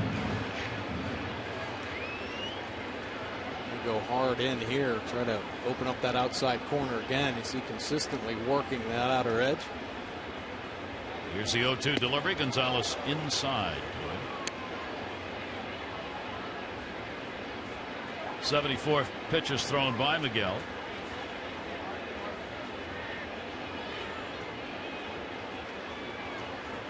Ahead on the count here, 1-2. Joseph sets up away, and that will be fouled away. Miguel suffered a loss the opening day against Tampa Bay. Good ball game, 2-0. Shutout by Tampa Bay over the Orioles. His non-decision came against Boston, and he has had the wins over the Yankees, the Red Sox, and Tampa Bay. And a ground ball to third, backing up Manny Machado. Davis kept his foot on the bag, and there are 2 down. Be sure to text Masson's word of the day, legend, to 29292 for your chance to win a meet and greet with Adam Jones. That's legend, 29292 for your chance to win with Masson. 2 down, bases empty here in the 4th. Gregorius coming up, strikeout victim. McFarland getting ready in the bullpen. All those games against the East this season by Gonzalez, not unusual. Against the East, he's now had 46 appearances, 43 as a starter. He's 19-10 with a 3.23 ERA against Eastern Division teams. Pretty impressive stuff from Miguel Gonzalez, and really it all started the first time he pitched against Toronto. He knew he was going to be fearless and be able to attack in the zone against some of the toughest offensive lineups in the game, and he's been very successful. Gregorius with a 1-ball 1-strike count on him. He'll go after it down the line, and over towards the line comes Delman Young. He will get there and put it away. Good inning. 1-2-3, retired. Second time he set him down cleanly.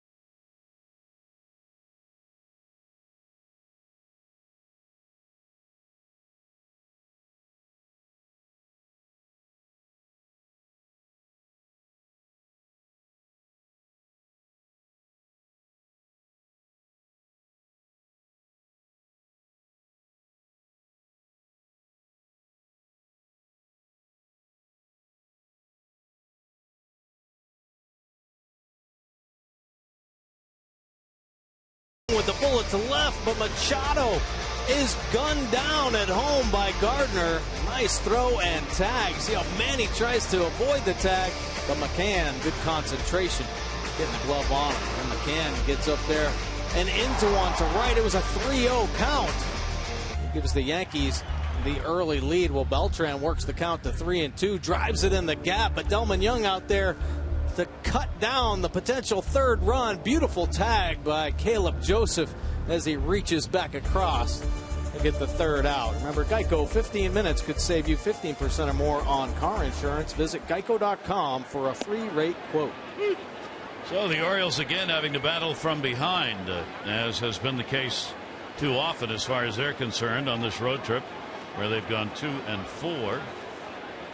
0-1 count. J.J. Hardy. Hardy flied out first time up. He'll take the pitch away. Hardy, Flaherty, and the leadoff batter Manny Machado due up for the Orioles, who are 2-2 so far against the Yankees this season. And as you would expect, these games have been extremely tight.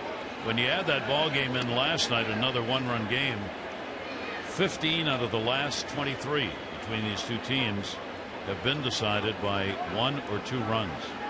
And this year there have been 3 one-run games and 1 2-run game. Hardy down to third and foul, holding it at 1-2. And I really think both teams are aware of the fact that they play tight ball games, and that's why little mistakes become magnified. Both managers know the importance of playing clean baseball, especially against your division. But when the Yankees and O's come together, tight ball games really have to play clean. Whoever makes the most mistakes typically will lose. The Orioles' tough break in last night's ball game. Paredes picked off at first base, but just unable to get that big hit when they need it. That will miss inside. Even with a 5-0 ball game there, Warren's got to get through this 5th inning in order to be the pitcher of record for the Yankees. 3 ball, 2 strike count on Hardy. He'll take the walk if he can get it here, and he does. That'll be the second walk surrendered. This one's a leadoff walk for the Orioles. When the Orioles win, everyone wins. When the Orioles win and score 5 or more, you get 50% off regular menu price online orders at papajohns.com by entering promo code Orioles5. Better ingredients, better pizza, Papa John's, valid at participating Baltimore area Papa John's. Warren came in struggling a bit to get leadoff batters out in a ball game. They'll try and take advantage of that. A swing and a miss by Flaherty, who grounded out his first time up. Orioles have now had the leadoff man on in 3 separate innings, but have not been able to convert that into a run.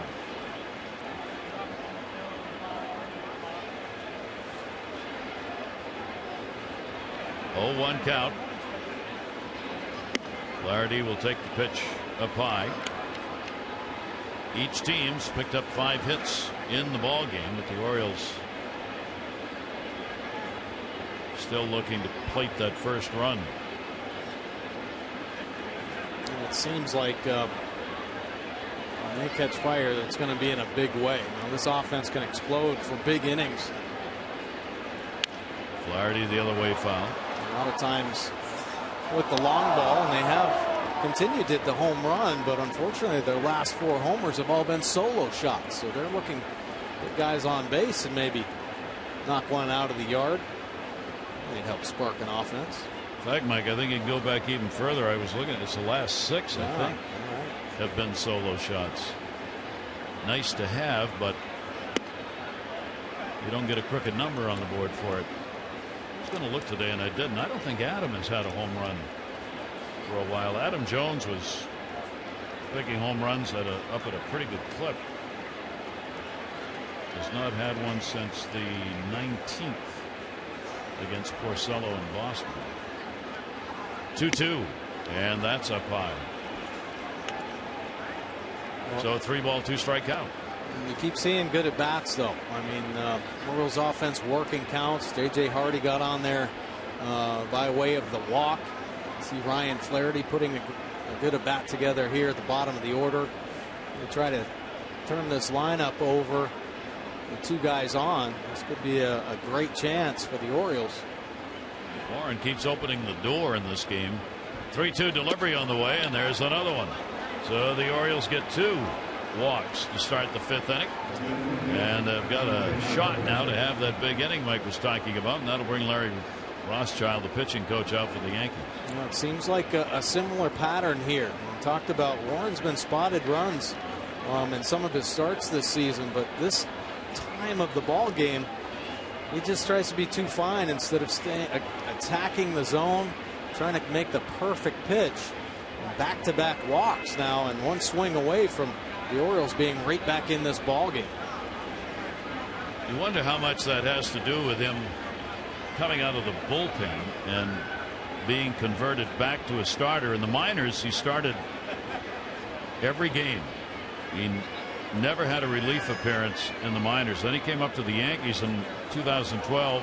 He had 1 start at the end of the year. And then in 2013, he had only 2 starts in 34 games. And last year, no starts in 69 games. And now he's back in that rotation again. Well, it can't be easy, that's for sure. Try to work your way through a lineup, especially a very tough major league lineup like the Orioles or really any team. You got to try to find a way, and it might take him a while to adjust to that. Manny's going to get a big hit. That'll go into left field. Gardner up. It'll score a run. Throw will come into third. Hardy will cross, and the Orioles are on the board. It is a 5-1 ball game as Machado's got a 3-for-3. 3 singles here at Yankee Stadium. Swinging the bat well, Manny Machado. J.J. Hardy. Hey, if your rhythm and timing isn't there, at least work on your eye. He started the inning off with a base on balls. Beautiful swing here from Machado. After a mound visit, jumping on the first pitch, trying to get ahead. Bobby Dickerson waving J.J. in for the Orioles' first run. The now first and second, still nobody out. Machado gets his 14th RBI. Paredes 0 for 2 in the ball game. Will take the pitch for a strike. He is flied out and grounded out. The Orioles again are out hitting the Yankees 6-5, but trail 5-1. Paredes, the DH, has been a run producer for the Orioles, and here's another big chance for him. His number with runners in scoring position coming in just phenomenal. He's gone 7 for 13 with a home run. That's a .538 batting average. Bullpen active. National Rogers up. Actually, Adam Warren. This is the man that he beat out in spring training to get this 5th spot. Here's the 0-2 delivery on the way. That's way up and away. And a 1-ball 2-strike count. When Warren throws a waste pitch, it is a real waste pitch. Yeah, it sure is. And he's been ahead on the count 2 strikes. I mean, that next pitch is nowhere close to the strike zone. 1-2 delivery on the way. It'll stay that way. Flaherty down at second. Manny Machado on at first. Orioles trying to pump a comeback here with plenty of time to go. We're in the 5th inning. Warren desperately looking for that ground ball here for 2 and nobody out. 1-2 delivery on the way and a big cut. One of his best located pitches thrown in the game. Well, started Jimmy off with a couple off speed and finishes him with a real good changeup. The better ones in the game. Nice fade action at the end. Paredes to swing over the top. So that will bring up Adam Jones. 2 on now and 1 down. Adam gets an RBI chance. The Orioles 1 for 5 with runners in scoring position. They were 1 for 6 in the ball game last night. Ball, a base hit into right field. Beltran up. Bobby Dickerson holds the runner at third into the cutoff man, and they are loaded. So Adam Jones gets the base hit. And the Orioles continue with a chance for a big 5th inning. They load him up with 1 out. Real nice piece of hitting right there. You know, we talk about the Orioles and their home run hitting and waiting on the 3-run home run, but hey, you got to take what you get. And Adam Warren does not give up many home runs, only 2 this season. And Adam Jones doesn't try to do too much right there. He just wants to keep the inning going. Nice piece, staying inside, picking up a base hit to load the bases. Boy, here's a big at bat for the Orioles. Delman Young a single, and he is grounded out. He'll take it down low for a ball. Infield to double play depth. Delman batting in the cleanup spot. He's had a couple of hits in these 2 games. 2 for 6. There are the Oriole base runners: Flaherty, Manny Machado, and Adam Jones. 7 hits for the O's. Young, a grounder. That's towards second. Gregorius, 1. That's it. A run will score. Not hit hard enough to turn 2. Good takeout slide down at second by Adam. RBI will be picked up by Delman Young, and it is a 5-2 game. Well, you know Delman Young wanted to do a little bit more, but chopped up the middle. Gregorius going for that double play ball, but you know the Yankees were going to have a chance with Adam Jones coming in hard. This is how you break up a double play. Nice aggressive slide. No intent to hurt a middle infielder. Just wants to get his legs out from underneath him so he can't make a throw on to first. So now there are 2 down. Manny Machado's moved over to third base. And McCann will come out to have a word with Warren as the Orioles make it a 5-2 ball game. And another big at bat, Chris Davis. One swing here could tie this game up. Chris has lined out, hit the ball hard his first time up, right at Teixeira at first, and he grounded out his other time to the plate, and that's going to be it. How about this? Warren is going to come out of the game, and he will not have a chance to be the winning pitcher. He does not get through 5 innings. Joe Girardi has decided he has seen enough, and he'll come out with 2 down in the 5th. And Wilson will come on to face Davis with 2 on.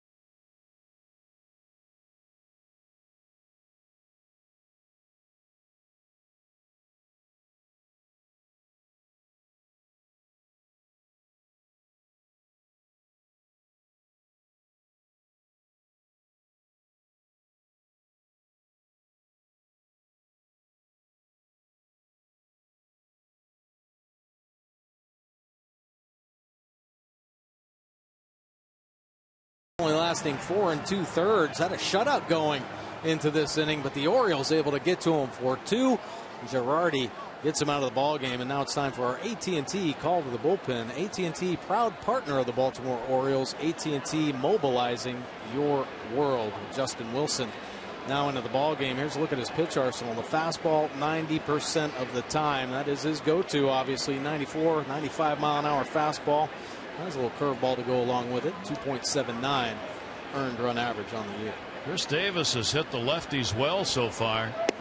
We'll see if this move pays off for the Yankees. Chris is 7 for 21 with a home run off left-handers. That's .333. It's 90 points higher than he's hitting against right-handers. First and third, 2 runs in here in the 5th inning. 1-0 count. Wilson's delivery to him, that'll miss. And the count goes to 2-0. Warren, of course, responsible for the base runners. 2 walks he surrendered to start the inning. Both have come across, Hardy and Flaherty. And Wilson takes a little walk here. Manny Machado and Delman Young on for the Orioles. 2-0. Pitch on the way. And a fastball in there for a strike.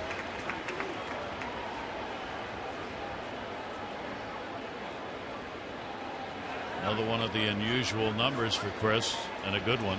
360 with runners in scoring position, even with all those strikeouts we talked about. 2-1 delivery on the way.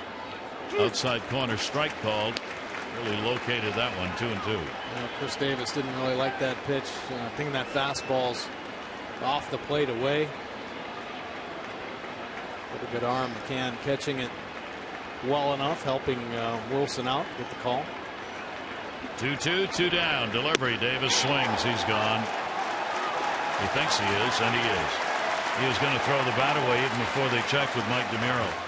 So the strikeout, the Orioles will pick up a couple of runs. They do it on 2 hits and will leave 2 on. 5-2 Yankees.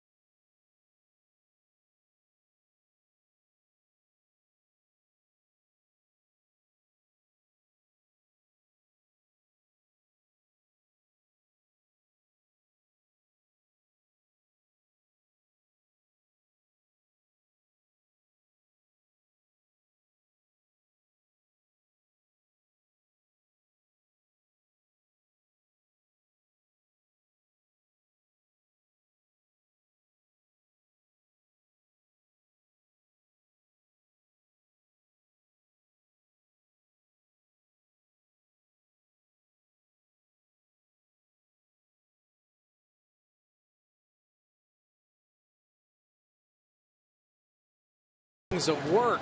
Well, he labored through this game. Every inning seemed to be a trying one. 5 hits, 5 earned runs given up, a couple walks, a couple strikeouts, just 79 pitches thrown on Miguel Gonzalez. And TJ McFarland just called up to last season's numbers. He was in 37 games, made a spot start, 4-2 record. Nice low earned run average of 2.76. He's hit 300 off him, but Buck Showalter loved his versatility. He could play matchup against the lefties. He has the ability to get the ground ball, can spot start, eat up innings when he has to. I'm sure Buck very happy to see McFarland back. So TJ McFarland barely has time to get off the plane to get to the ballpark, put on a uniform, start warming up. He's happy to, I'm sure. Really short outing for Gonzalez, an unusual one for Miguel. He comes out of the ball game, could be the losing pitcher in this game. That'll be his shortest outing of the season and in a while. McFarland will work against Jacoby Ellsbury, top of the order. One of the problems for Gonzalez, he couldn't get him out. Ellsbury went a single and a walk and scored both times. Gardner had a double and a single and scored both times. 1-0 delivery on the way. One's gonna miss. Look at TJ's numbers this season in Norfolk AAA. 5 games, 1-2 record, 4.24 earned run average. We've got opponent batting average at 253. 2-0 count. McFarland trying to get into him, goes to second base. Ryan Flaherty's got it over to Davis to record the out. Take a look at our Maryland Live Casino inside the numbers. Now, lowest opponent batting average bullpen since May 1st. Well, the O's leading the way. A lot of that has to do with the starters getting deeper into the ball game. Of course, it also has to do with Tommy Hunter throwing very well, Darren O'Day, Zach Britton. So bullpen starting to bounce back. Mets bullpen very tough. Dodgers, Reds, and Astros as well. First out recorded. Ellsbury gone. Here is Brett Gardner. Double single, 2 runs scored. He's had 4 hits and 6 at bats now in these 2 games.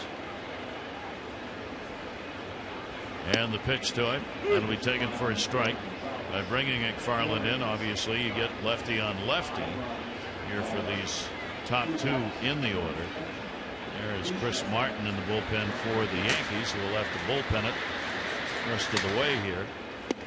And the pitch, that's going to miss away. 1 ball, 1 strike count on Gardner. Manny Machado stays in at third base. Gardner's 10 for 25 off left-handers. Mercy. 1 ball, 2 strike count. A lefty against lefty. He's really had an advantage. Yeah, pretty good. Well, he has that great ability to stay in there, reach out, let the ball travel deep. He can use the whole field. We saw him shoot a ball down the left field line earlier in this game. He hit .262 off left-handers last year. Certainly a decent number. In fact, it was better than his average against right-handers by about 10 points. Gardner, 2 ball, 2 strike count. Orioles have cut what was a 5-0 lead to a 5-2 ball game. Chop third. Machado playing over in the shortstop hole. Uses the arm on that one. And there are 2 down. Good arm it is. Machado a couple nice plays in this ball game. Long is swinging with that very well. Yankees have been retired. 1, 2, 3 twice in the ball game. Adam Warren's final numbers: 2 runs, 6 hits over 4 2/3. Designated hitter, sac fly in the first inning, popped out to second. His last time up. Rodriguez will take it inside for a ball. A-Rod's only a $1.94 off the lefties so far. 6 for 31 with a couple of home runs. 1-0 delivery to him. Rodriguez, great off-speed pitch out in front. 1-1. Yeah, beautiful pitch. And I think in this ball game you've seen a nice job of how the pitchers are trying to set hitters up. Hard fastball inside and an 83-mile-an-hour breaking ball there to get the hitters out in front. Nice job of mixing it up. Turns that one over.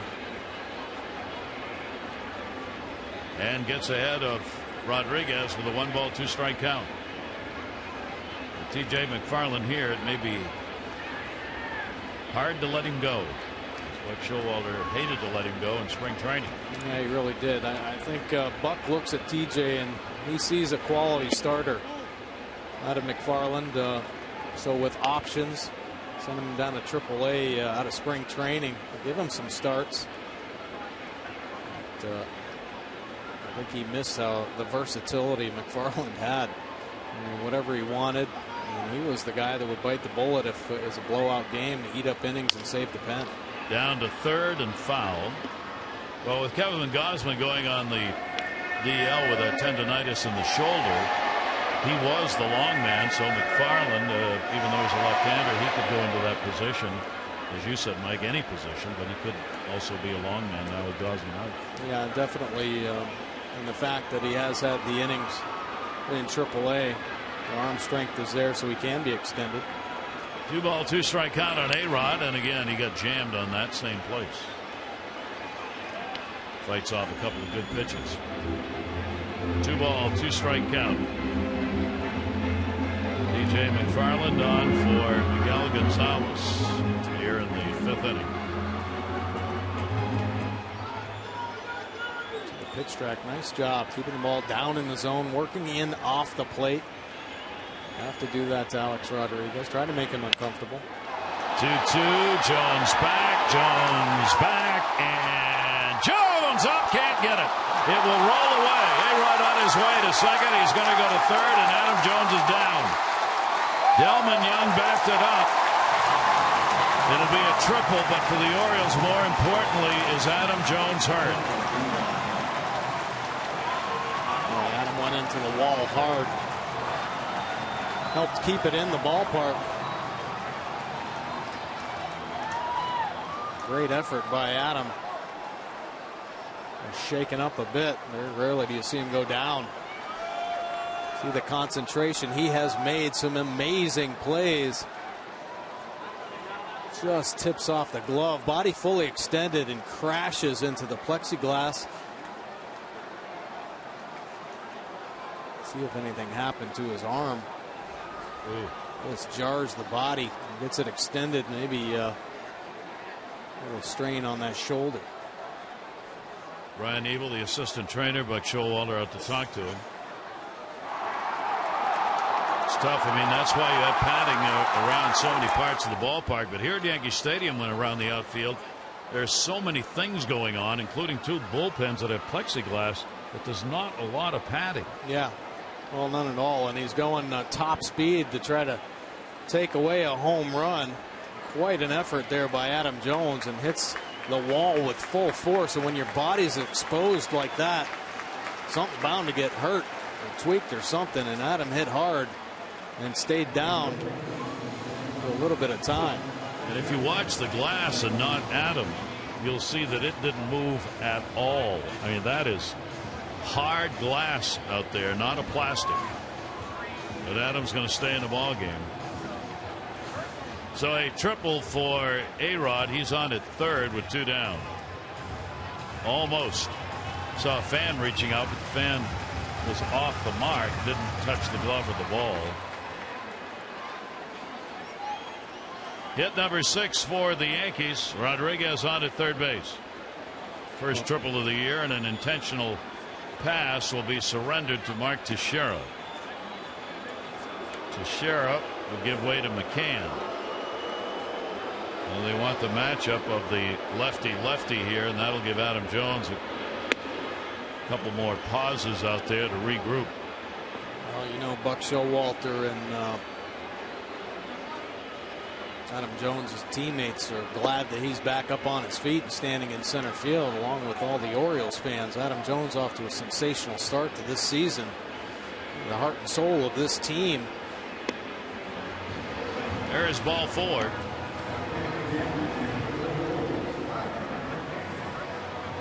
So this is the matchup Buck Showalter decided he wanted. He'd rather have the left-hander McFarland facing the left-hander McCann than the switch hitter Mark Teixeira. McCann in the ball game, the home run first inning, his third of the year, good for 2. Got the intentional pass in the third, ended up being thrown out at the plate on a young DeFlaherty to Joseph play that ended that third inning after Beltran had picked up a 2 RBI double. Orioles are in the shift. First and third. You're going to see A-Rod dancing at third.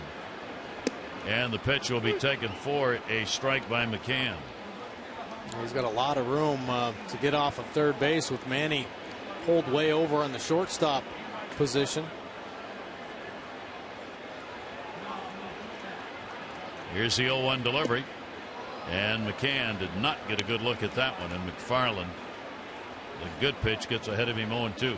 A nasty breaking ball right there from McFarland. Delivers it with that 3/4 arm slot and locates it perfectly down and away.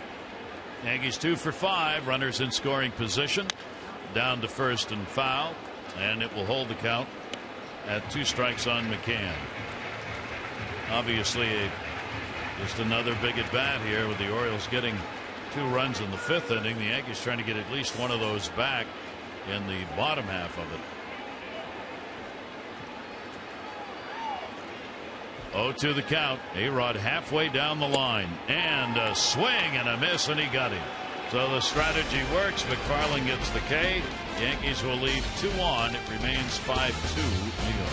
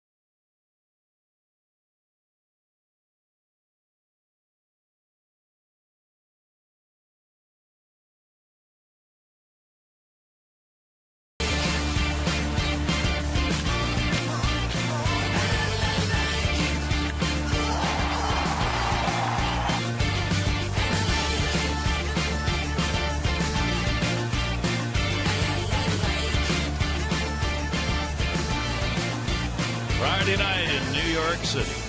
Yankees have the 5-2 lead, 5-6-0, 2-7-0 for the Orioles. Yankees 2 for 6 with runners in scoring position. The Orioles 3 for 9. And we go to the 6th inning. Encouraging to see Adam Jones with a smile on his face after that collision with the center field wall. Great that he'll be able to stay in, because that had some impact to it. Here's Caleb Joseph trying to do some more damage. Pitch will be taken outside for a ball. Joseph a base hit and a walk. He's now 3 for 5 in the series, these 2 games, and one of those a home run. Caleb will take that for a strike on the inside corner. So the Orioles will continue to see a left-hander here to start this inning at least. Snyder, left-hander due up, then the right-hander Hardy. Wilson came on to get the final out in the 5th inning. Caleb 5 for 15 off left-handers. Ground ball right into the shift. Barella was playing perfectly and will record the out. This past February, the Orioles served as the mission chair of the American Heart Association Baltimore Heart Ball, and together the Orioles and the event chair Sun Trust helped raise more than $679,000 for cardiovascular disease research programs and advocacy efforts. You can learn how you can help prevent heart disease. Go to Orioles.com/AHA.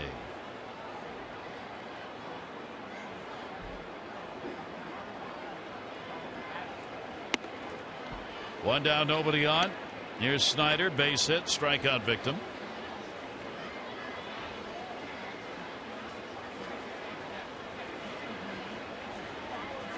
Shift on against him as well.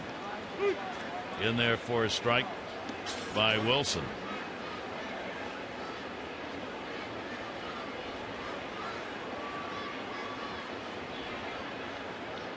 Yankee bullpen getting a lot of work early in the season, and they have been extremely effective.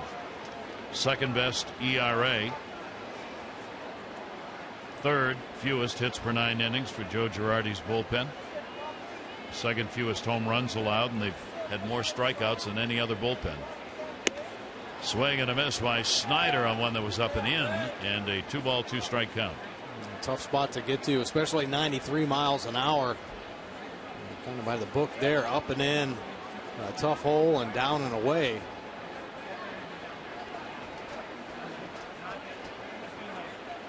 Two delivery on the way. Looped foul.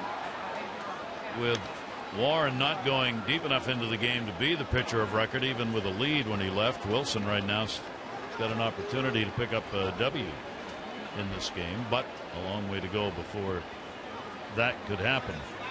He has a 1-0 record. 15th game he's been in. 2-2 delivery. Snags it and held on to it and gets the out. In last night's ball game, he let one go. It was a little bit lower. This one up a little higher, just about waist high, and he made a nice play to snag it for the second out. So 2 down, nobody on. Hardy with a walk and a run scored, and he is flied out to center field.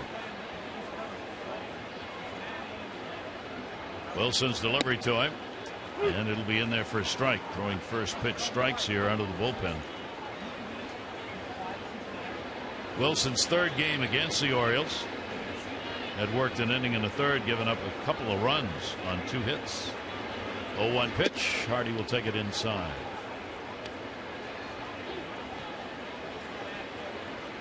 Not a lot to Wilson. Pretty much challenging hitters with the fastball, but he's been able to locate it very well. He moves it around. Really the mistake in the heart of the plate. 1-1, overthrowing that one, did a 360, and the pitch up high, 2-ball 1-strike count on J.J. Hardy. Wilson goes to the back of the mound for a moment. Yankees went above 500 at home with a win last night. They're 7-6 here at the stadium. They've been an outstanding road team, 11-5. 2-1 delivery on the way. Hardy will reach and foul it off.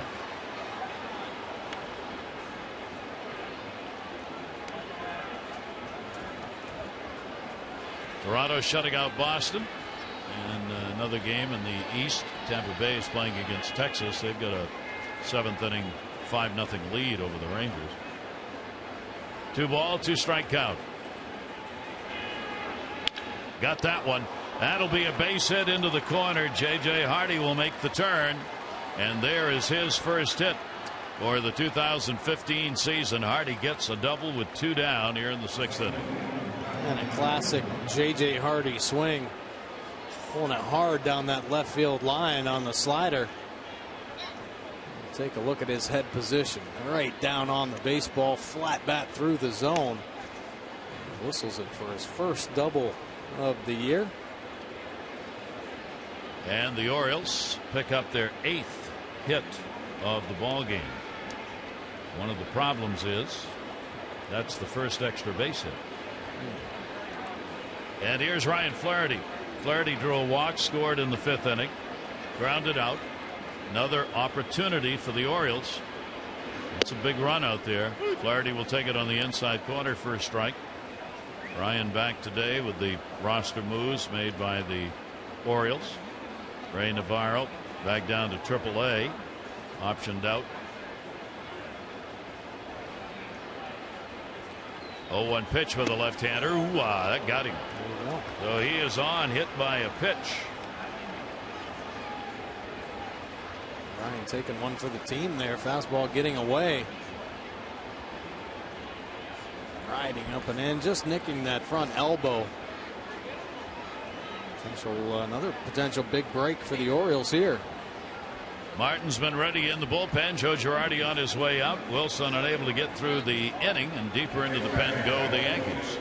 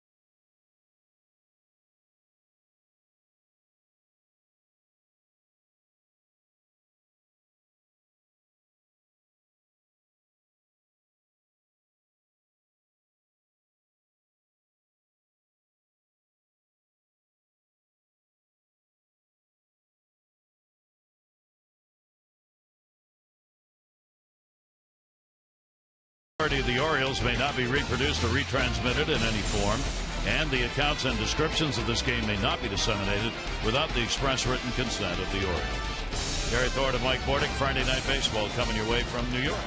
Chris Martin now, and take a look at his pitch arsenal. The fastball 85% of the time, breaking ball 15% of the time. It's the hard slider variety. Fastball pretty good, up in the mid 90s, 3.86 earned run average, 13 punch outs. 2 walks in his 11 2/3 innings. Opponents hitting .213 overall. Lefties down to .071. The righties at .273. He's from the home of the Texas Rangers, from Arlington. Went to a college there, community college, where he played ball. Interesting. Chris Martin, he's 28 years old now. He decided to go to college, did not sign with the Tigers, who drafted him back in 04, and ended up needing surgery on the shoulder a couple of years later that cost him a year and maybe an opportunity to go higher in a later draft. Finally signed by the Red Sox as a minor league agent in 2011. Manny Machado, runners on at first and second, looking for a 4-hit game. He's had 3 singles and an RBI. And Manny will pump that down the line Foul territory to Shera, and he will not have a play. So the Orioles 2 on, 2 down. Top of the 6th inning, down by a score of 5-2. Buck Showalter's club again trying to take advantage of an opportunity presented to them by the base runners on. Yeah, they've had some chances in this ball game and been pretty successful, but getting a hit with runners in scoring position. But they need something to really the big crooked number up there, get them a little bit closer to the Yankees. Here's the 0-1 delivery on the way. Fastball at 94. That will come inside. Machado has had 2 3-hit games now with the 3 he's picked up tonight. He's looking for his first 4-hit game of the season. Hardy had the double. He's on at second. Flaherty hit by a pitch is on at first. 1-1 delivery. Scooped out of the dirt by McCann. And the count goes 2-1. Yeah, pretty fortunate he came up with that backhand on the slider down bouncing off the plate. If that kicks away and you get a couple runners moving up, the way Manny's been swinging the bat, a single push 2 across.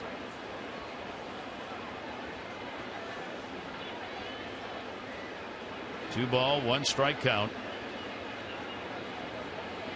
Infield back deep here, and that's going to miss outside. So Manny gets it to a count he likes. 3 balls and 1 strike. Martin appearing against the Orioles for the 3rd time. Pitched an inning and 2/3 with no runs and 1 hit by the O's against him this year. 3-1. Runners off first and second base. Machado swings at a pitch probably out of the strike zone, bangs the bat with his fist for doing so. 3-2. Pretty good fastball there, some natural cut action on it. 94 miles an hour. You see that good movement working itself off the plate.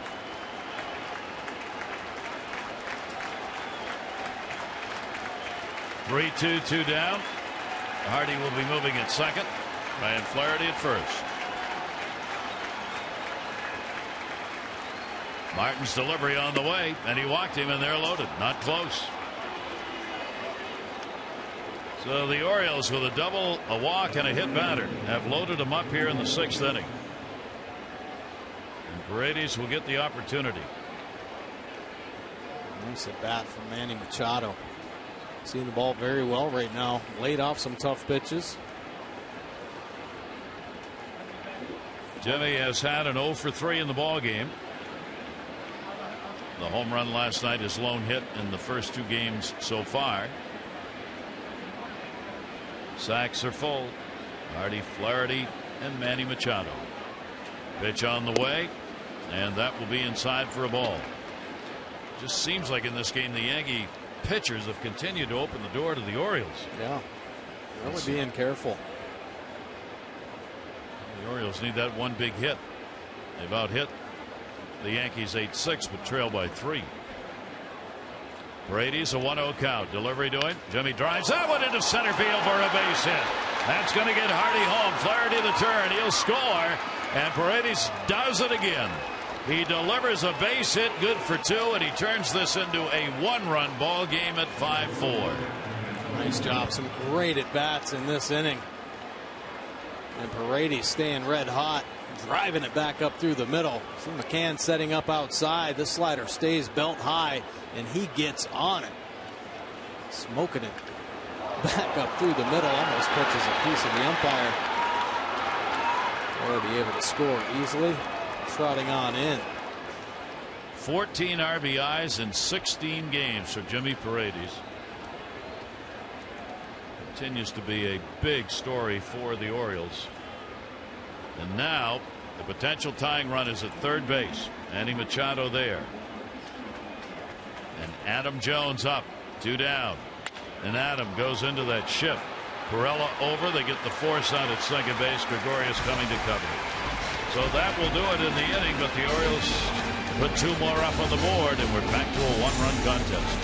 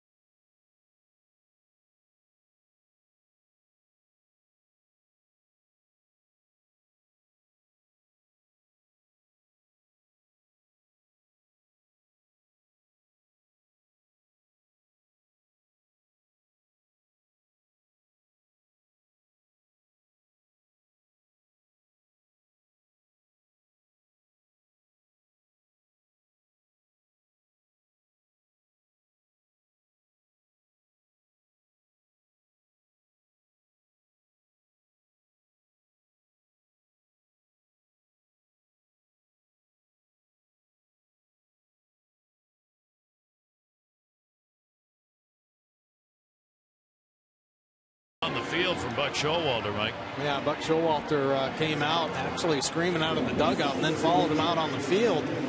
Ryan, when he was scoring on that base hit by Paredes, came in kind of limping. So Buck asking him how he's feeling. He says, could read his lips there for a little bit. Said it felt a little tight, but it's not any worse. And Buck just wanting to make sure he does not need Flaherty to go back down. So keep an eye on that. 5-4 ball game. We go to the bottom half of the 6th inning. T.J. McFarland will work to Carlos Beltran.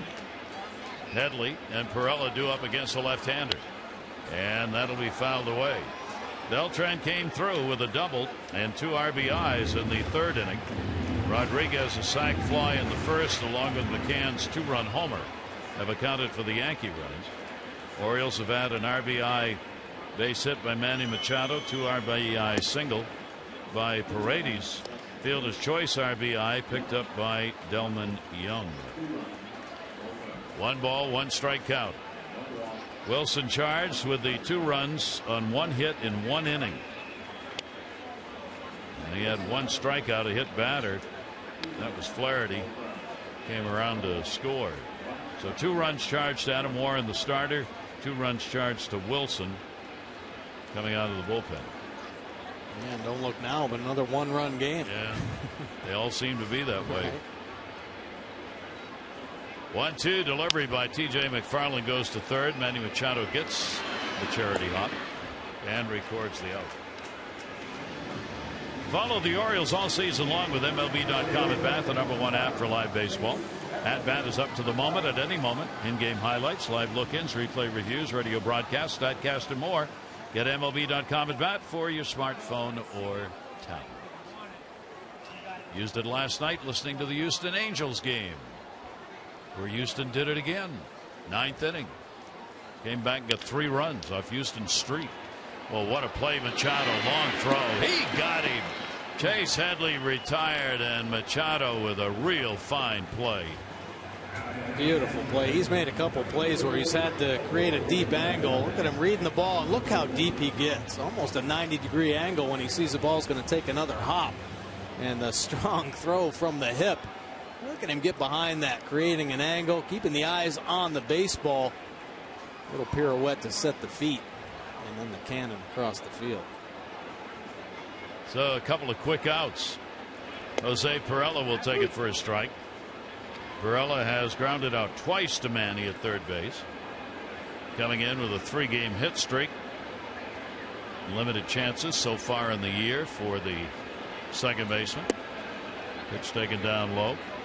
Pirela playing in just his 2nd game. Only has 6 at-bats. Recent call-up. Actually had gone on the DL and then had to get back in game shape playing in the minors. 1-1 delivery on the way. Reached for it and popped it up. Shallow right. Flaherty back. And he's got it for the out. Fine inning by McFarland. He retires the side in order. We're going to go to the 7th and a 5-4 ball game. Yankees lead.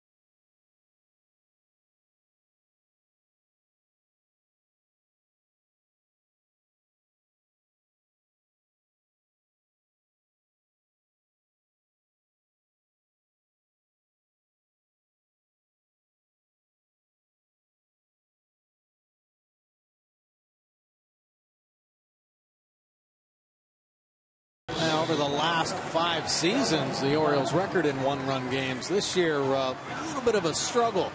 Not what we're used to, 3-5. Last season, they were monsters, 32-23. A setback in 13, but check out the record in 2012. Some Orioles magic happening there. 29-9 record in 12. Well, they've proven they can have success with this team in one-run games. They're looking to turn things around here in this ball game and try to make that record a little bit better. Real good ball game as the Orioles made their way back. We go to the 7th. Delman Young. Young RBI, fielder's choice in the 5th inning. He has singled, grounded out. 4-game hit streak now for Delman. Hitting at .323 on the season. And doing really well against the Yankees, and he clouts it. Center field just missed. Way up in the air. Ellsbury gets back underneath it, and Young is retired. Almost. Well, he is looking to do some damage when he steps in the box, and he gets a little slider. Puts a good swing on it. Plenty of altitude, just not enough distance. Straightaway center field. Betances getting ready in the bullpen. Chris Davis coming up. Davis lined out, grounded out, struck out. 0 for 3 in this one, 0 for 7 in the first 2 games of this series. 1 down, and Davis will take it for a strike. Chris now against the Yankees this year has had a couple of hits in 19 at bats. He too would like to rocket one here. Get this ball game tied up. 0-1 delivery on the way to him. He'll be inside. Martin came out of the bullpen. That last inning gave up a single and a walk, faced 3. Stays on for Wilson. Came on for the starter Warren.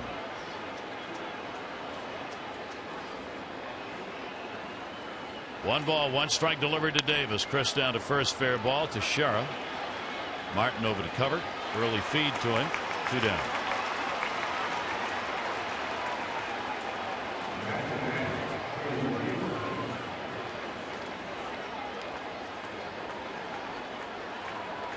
So Caleb Joseph will come up. Let's see if he can continue to be a pain in the side of the Yankees. He's had a single, a walk, and he has grounded out. Caleb hitting at .301, 3 home runs, 9 RBIs on the year. Well, one thing for sure, you know he's going to put a good at bat together. He's really quiet in the box right now, seeing the ball very well, handling both corners, inside and outside. Last night hit a home run on a good fastball, 95 miles an hour, right on the inside corner, and then turned around and took a slider into the right center gap. 1-0 pitch is going to miss outside. 2-0 count.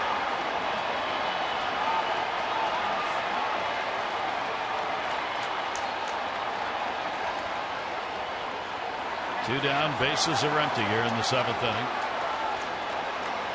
Shift on against Joseph, and that's into the shift, and a base hit into center field. Right up the middle, and Caleb continues to sting it. He gets a 2-out single. He's 2 for 3 in the ball game and 4 for 7 in the first 2 games of this series. There you go. Beautiful swing. I think his sights are set in the middle, and he'll make the adjustment depending on where the ball is, and that ball pretty much center cut, stays on it, just out of the reach of the Yankees second baseman.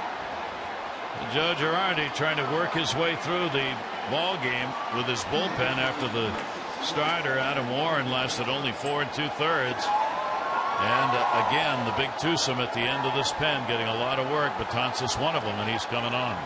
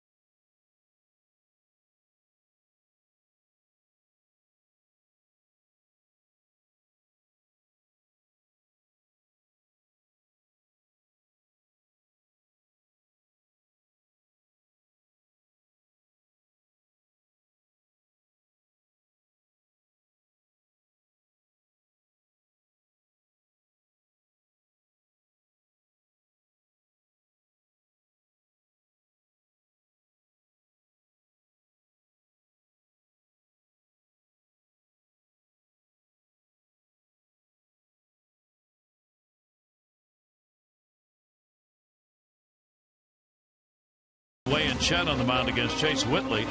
Coverage on Masson 12:30 with those extra presented by Jeep, followed by game coverage at 1 on Masson and WJC. All the access you need right here on Masson.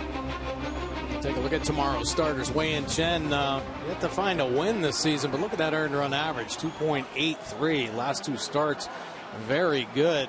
Just when the Orioles offense started slowing down a little bit. And Chase Whitley has a 1-win, .75 earned run average. Should be a good matchup. Betances, fastball 26% of the time. The power fastball and the breaking ball going to it a lot this season. You see up in the 70s, but nothing for an earned run average.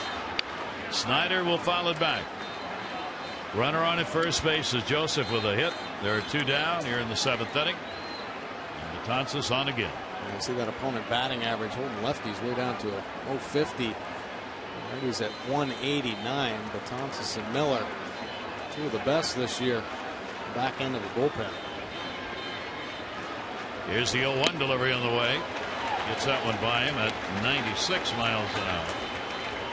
Betances this year against the Orioles, this is his 4th appearance. He's given up no runs, 3 hits in 3 innings worked, 4 strikeouts and 2 walks. So he has been in 4 of the 5 games these teams have played.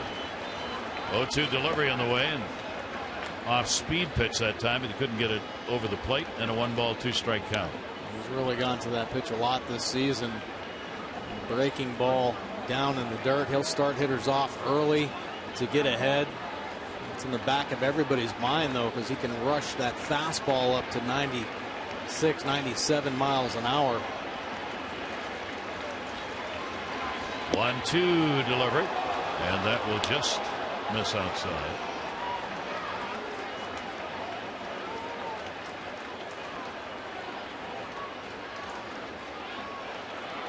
Betances trying to get through the 7th inning here in a 1-run ball game. The Orioles out hitting the Yankees 10-6, but trailing at 5-4. Joseph at first, step off and back to the bag.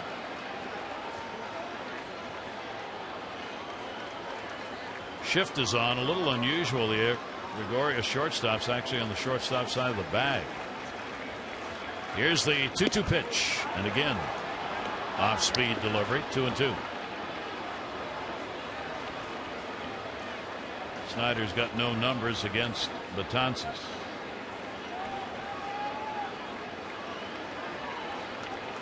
Buck Showalter with that quizzical look.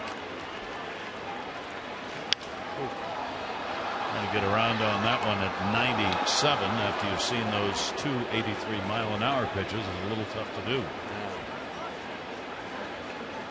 And 3-2, and Betances has already shown that he will throw that breaking ball at any count. You have to be aware. Snyder doing a nice job. Back that fastball up as far as you can. Fouled it over on the left side. 3-2. Runner going with 2 down. That'll be foul back. Caleb will head back and we'll do it again.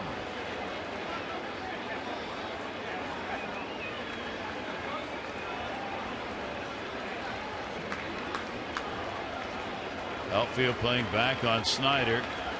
He's got power, and they also don't want to see a ball go in the gap here. Here's the 3-2 runner going. Check swing. Fouls that back off the screen. So the grind 'em out ball games between these two ball clubs continue. They're good at bat, and I'll tell you, if seems like the Orioles put together a good walk. And they're putting the marks on the board, so Snyder trying to get on base here. Runner going, and a swing and a miss, and even slower changeup. No runs, 1 hit, no errors, and 1 left on. 7th inning stretch time in New York.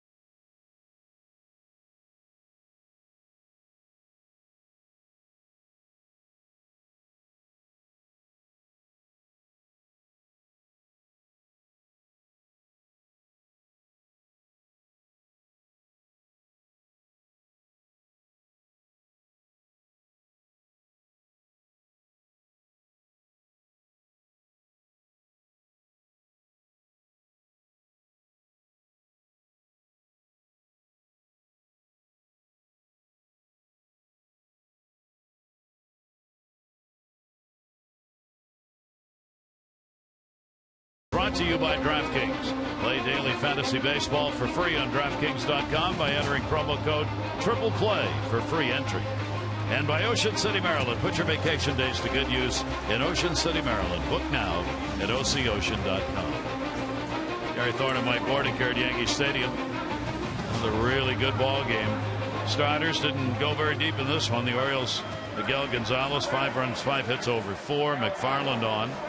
And Adam Warren on the other side for the Yankees, 2 runs, 7 hits in 4 2/3 innings. Even though he came into the inning in the 5th with a 5-0 lead, he couldn't get through the inning to be the pitcher of record. So it's all bullpens. And I think Orioles pretty fortunate McFarland in here.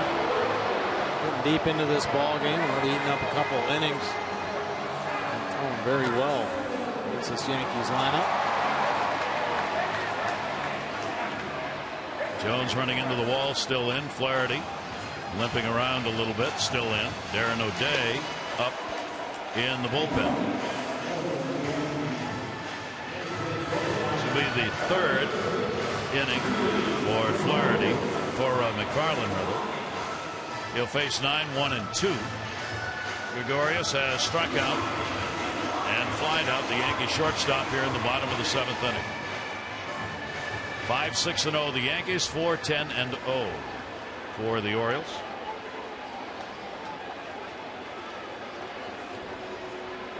Orioles have left 8 on base in the ball game. Yankees have left 3. They just haven't had the base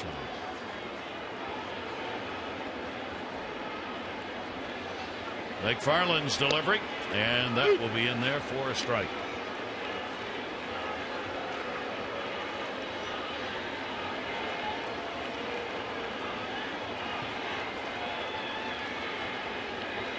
Oh, 1 delivery, squared the bunt, tried to.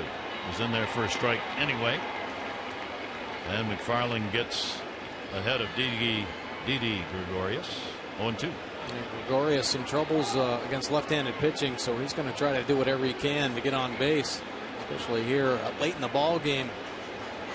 Try to get some separation. 4 for 20 against left-handers. They check at third, did not go around. Mike DeMuro down at third base. 1 ball, 2 strikeout on Gregorius. Farland in the work out of the bullpen here has been getting ahead of the hitters. 1-2 delivery on the way, and that'll be fouled off.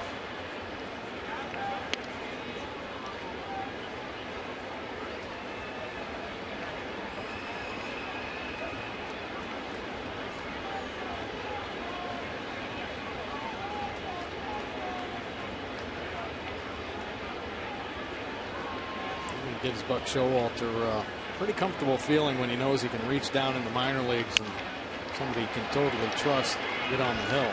Hardy right there to put that one away. Easy little pop up to start the 7th inning. McFarland being that guy. There are a lot of arms doing well in the minor leagues right now. Buck Showalter certainly trusting McFarland over the past 2 seasons. He's only 25 years old. Seems like he'd be older and been around forever, but not so. And his major league total, 75 games coming into this year, 8-3 record.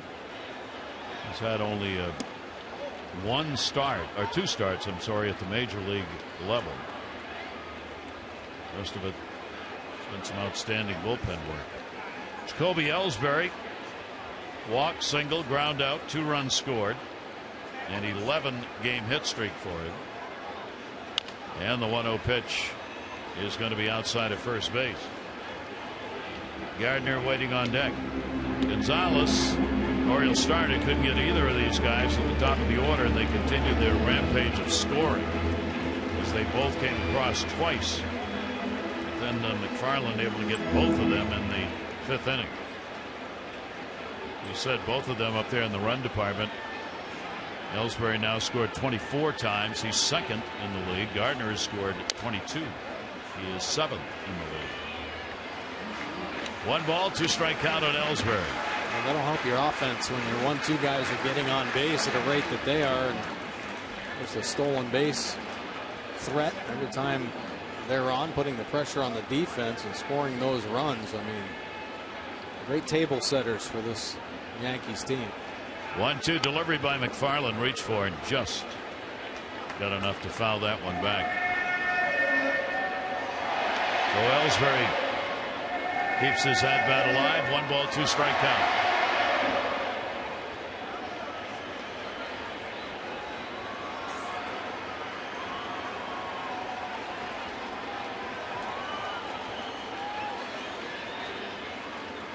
Third baseline open for him. Play him to pull. Pops it up third base side, way out of play.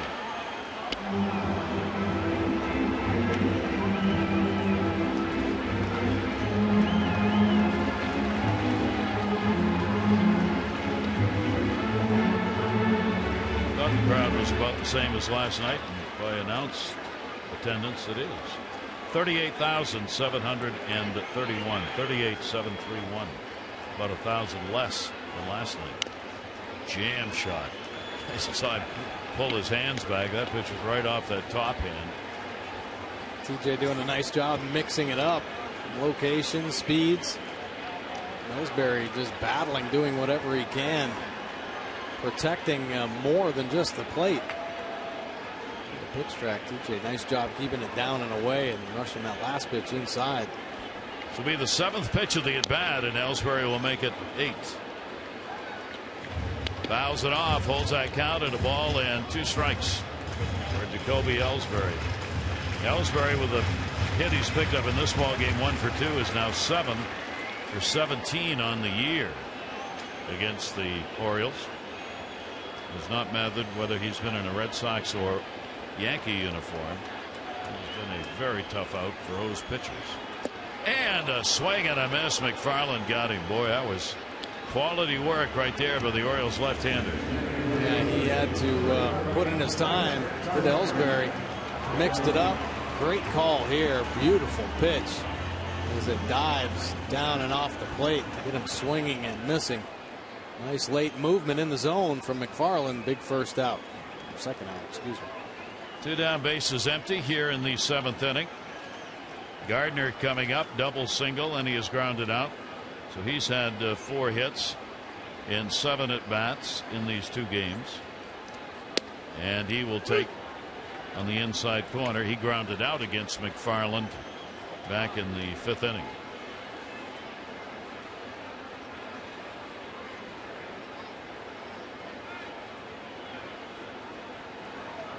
.220 lifetime hitter against the Orioles. Gardner will watch that one away, and it goes to 1 ball and 1 strike. Gardner's shown versatility in this Yankees lineup as well. A long-time leadoff hitter. He's also hit the 9th, where you have leadoff guys at 1 and 9 basically. 1-1, and his timing off on that one, and a 1 ball 2 strike count. Really slowed it down on the breaking ball. Get him out in front. Now Gardner's in the box saying, okay, stay back, stay back, stay back. Good chance to tie him up inside here. McFarland's 1-2 delivery to him, and he got him, and he knew it. No argument. So T.J. McFarland, an outstanding job out of the bullpen, retires the side in order. 7 complete, 5-4 Yankees. A strikeout, 2 of them in the inning by McFarland.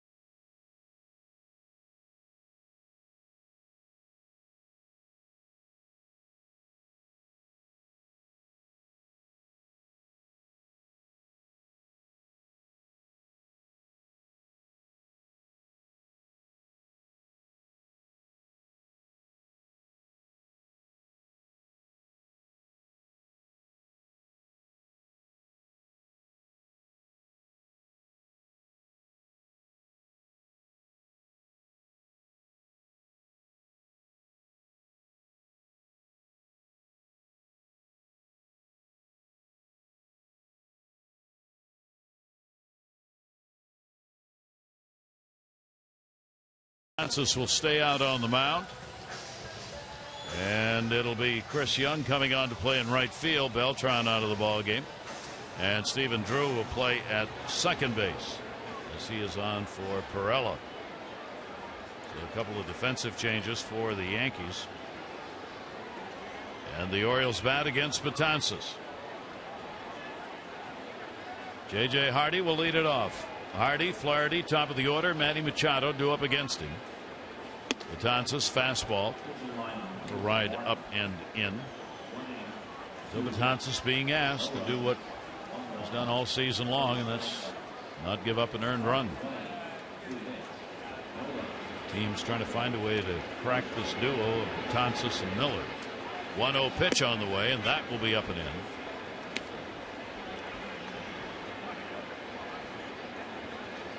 Overuse becoming a concern of Joe Girardi's regarding the bullpen, and in particular these two at the end. Yeah, it could be a problem. They are the go-to guys, but you can't pitch them every day. As much as you'd like to, you have to find some sort of balance. You always have to count those pitches thrown in the bullpen. That's effort on the arm in addition to what they throw in the game. 3-0 count. Taken. That's a strike on the inside corner. Hardy looking for a walk here if it'll get him on. Got his first hit of the year with a double in the 6th inning and scored. Drew a walk in the 5th inning and scored. So he's 1 for 2 in the ball game.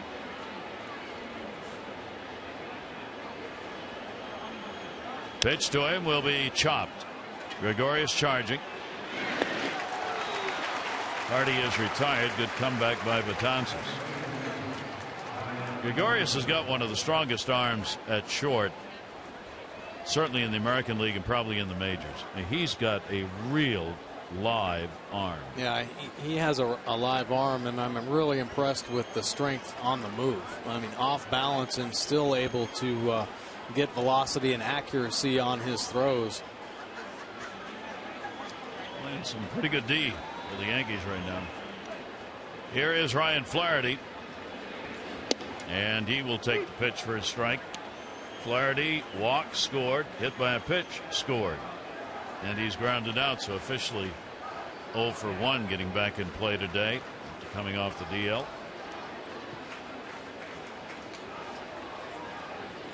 0-1 delivery by Betances, broken back ground ball. Through there to play it. 2 down. Well, the 2 outs he's gotten, get Hardy to ground out, and there on Flaherty, a little cut action on the end of his fastball. So still holding the good velocity, but getting a little extra movement at the end to keep it off the barrel. A couple weak ground outs there. Learning from Mariano? Possibly.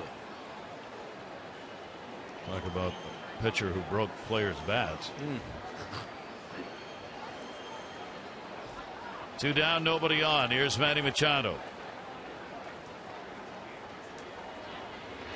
Manny on a cut on a pitch that was moving away.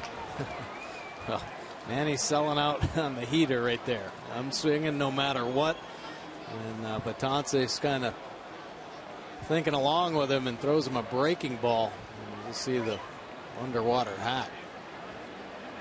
0-1 count. Manny a 3-hit day, and he's been on all 4 times. 3 singles and a walk. Looking for his first 4-hit game of the season, and if he can get it, he'll put the potential tying run on base. And maybe do better than that. Deep center, Ellsbury room, and he's got it. So Betances will retire the side in order here in the 8th. Bottom of the 8th coming up. Middle of the order, A-Rod included for the Yankees.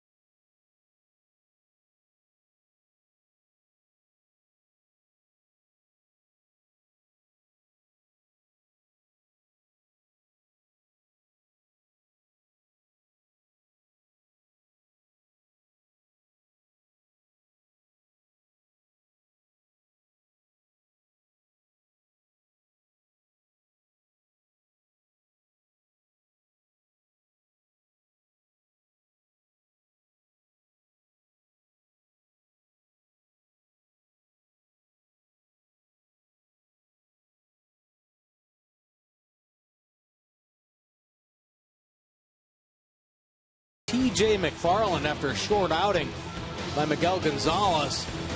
Ooh, close for A-Rod. But McFarland settles in, gets the weak pop up there to Ryan Flaherty. And then the big punch out. Ellsbury's been red hot, and McFarland heats up. Now pitching 3 strong innings. TJ looking good, just getting called up today from AAA Norfolk. Score 5-4. Orioles looking for that 1 run. Darren O'Day now in the ball game. Take a look at his pitch arsenal. Fastball 53% of the time. Good sinker, and he can rise it to the top of the zone. The breaking ball, the sweeping slider. And 1%, yeah, he's thrown a changeup 1 time this season. .90 earned run average, 10 innings of work, 10 Ks, just the 1 walk. Typical year for Darren O'Day. Opponents hitting just 135. Lefty's a little bit better this year. Last year made some adjustments and controlled them very well. Maybe that's why you're seeing the changeup. He hasn't worked since the 3rd. He's well rested. And here's Alex Rodriguez against him, and the pitch is in there for his strike. A-Rod sac fly, triple, and he is popped out. O'Day on the mound, working here in the bottom of the 8th inning. Second game against the Yankees this year. Has worked an inning in the 3rd, given up nothing, and had 2 strikeouts against the Yankees. Rodriguez to the hole, played by Hardy. He's got plenty of time. Rodriguez retired, 1 away in the 8th. Zach Britton getting ready in the Orioles bullpen. Oriole closer hoping for a chance. And of course, the other left-hander, the former Oriole, Andrew Miller, the closer for the Yankees. Orioles move the shift to Teixeira coming up. Intentional walk, has struck out, lined out. His 4-game hit streak is on the line here in the bottom half of the 8th inning.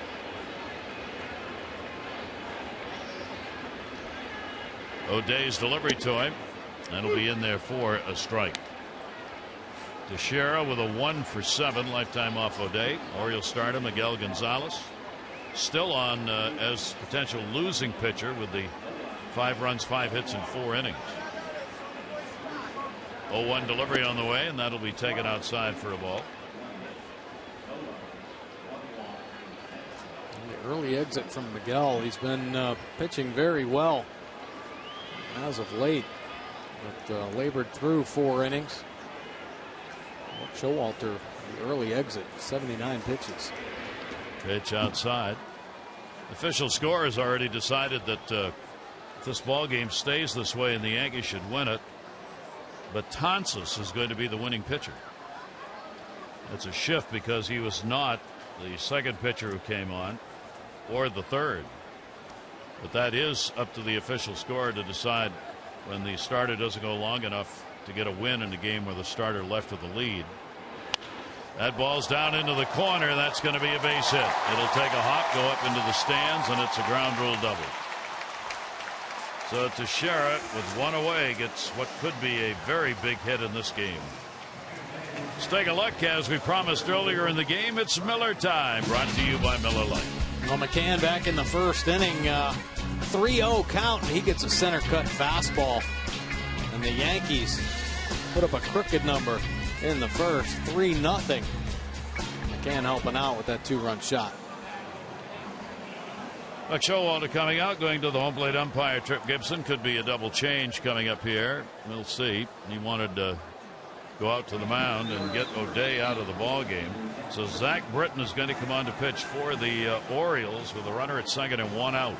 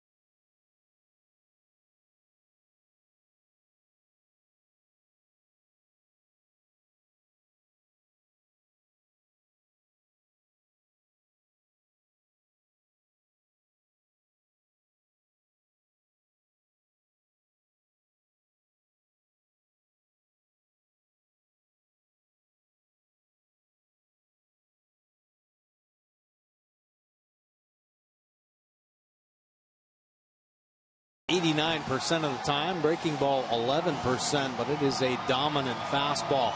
Two-seamer moves all over the place. 169 earned run average, 5 saves this season for Zach Britton. Of course, last year 37, 15 punch-outs, 3 walks in his 10 2/3, holding opponents to a 179 batting average. Lefties, nothing there. Not an earned run given or a home run given up this season by Britton. So Zach Britton also comes on well rested. He's not pitched since the 3rd. Same game O'Day had pitched in. Got a save in that game against Tampa Bay. Runner at second base, 1 down. McCann. McCann is 3 for 7 lifetime off Zach. So you got a matchup of a hitter who's done pretty well against a left-handed pitcher, but a left-handed pitcher has shut down left-handed bats this year.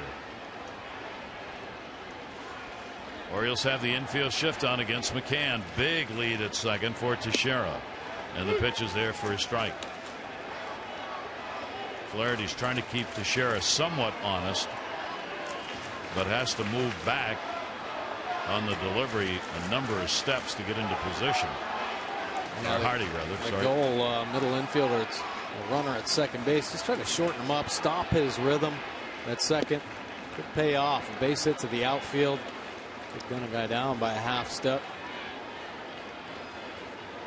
2 ball, 1 strike count. Teixeira not a fleet of foot runner.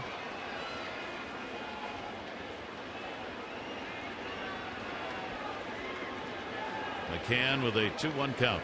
And Britton's delivery to him, and McCann up the middle. Good play. Britton able to glove it over to first base to record the out, and Teixeira's got to stay at second. 2 down. It was a nice play by Zach Britton. Reaction play. Quick off the bat. Bullet one hopper back up the middle. He's in a good fielding position. Sticks the glove out. He gets in there clean. Good second out for Britton. So Drew is going to come up. Drew is hitting in Beltran's spot. It wasn't a straight up change in the lineup. This will be his first at bat. Came on for defensive purposes. He and Chris Young. Runner at second base, 2 down. Drew. Great stop. Hardy up. Long throw. Not in time. Infield hit. Over to third base goes Teixeira, but that may have saved a run. It goes into the outfield. Maybe. Yeah, great play by Hardy. He's showing the great range and why he's won 3 consecutive Gold Gloves. Take a look here. Taking it away. And he gets a little screen from Teixeira. It's back on the grass, but the extra step because he had so much momentum going in the outfield. Couldn't get the feet under him, and Drew able to beat it out. So here in the 8th inning with 2 down, Yankees have runners at first and third. They lead by 1. Yet another big moment. Yankees get their 8th hit. And here is Headley coming up. First and third and 2 down. Headley's 0 for 2 off Zach Britton. And the pitch to him is in there for a strike. Orioles trying to keep it this way as they go to the 9th inning. They'll have the middle of their order coming up. Andrew Miller's ready to go in the bullpen.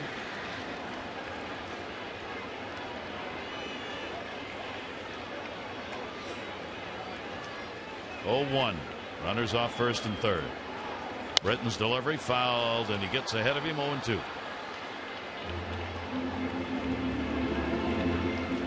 Zach Britton has really mastered his fastball command down in the zone. A lot of times if hitters make contact, typically weak contact, when they hit the top of the baseball, a lot of topped ground balls off Britton. One of the most pronounced ground ball pitchers in all of baseball right now. Headley down 2 strikes. Britton's pitch will be inside. Headley's had only 7 hits, 38 at bats against lefties. That's a 184 batting average against left-handers this year.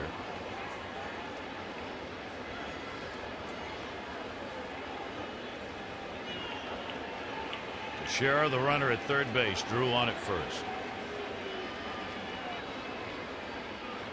Here's Britton's 1-2 delivery. And a swing and a miss. He got him Joseph will make the play to first base for the final out. Britton comes on and gets it done. No runs, 2 hits, 2 are left on. We go to the 9th inning. Paredes, Jones, Young, a 1-run difference.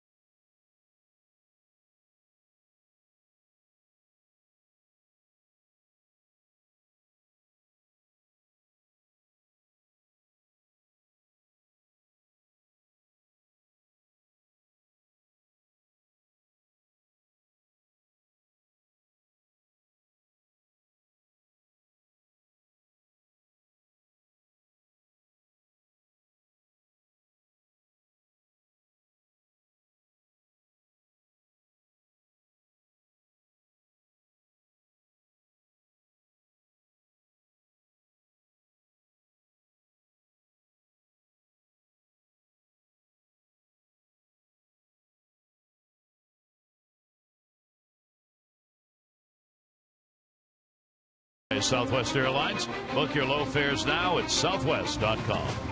And by Coons.com. When you're talking cars, you're talking Coons. So here they are again.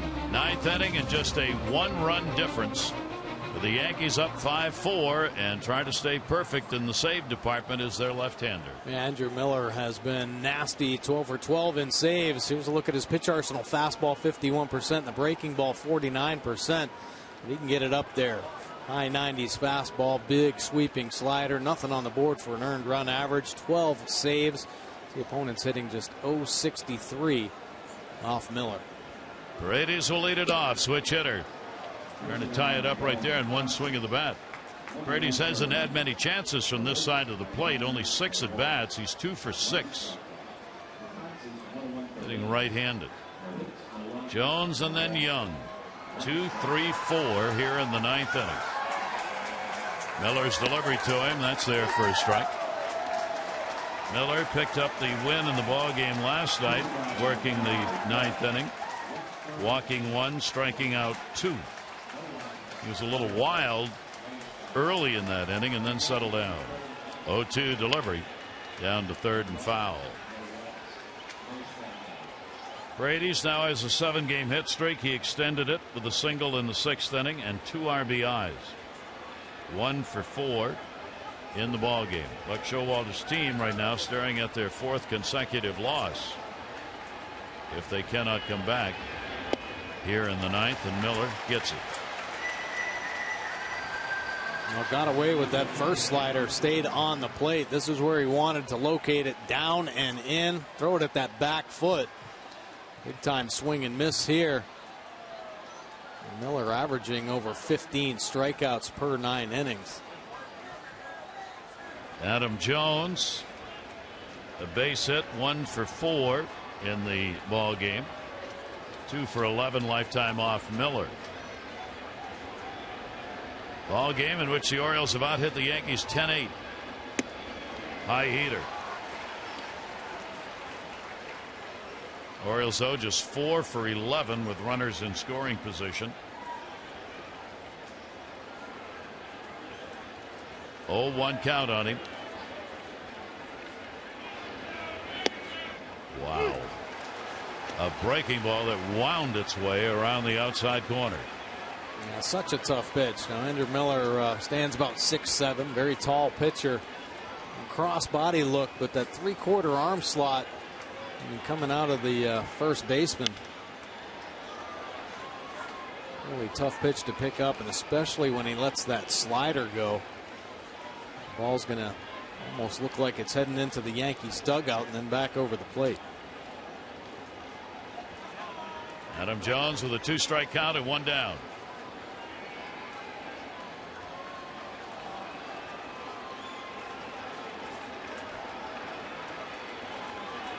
Oh-2 delivery to him. Adam puts it up in the air, shallow center. Ellsbury. 2 down.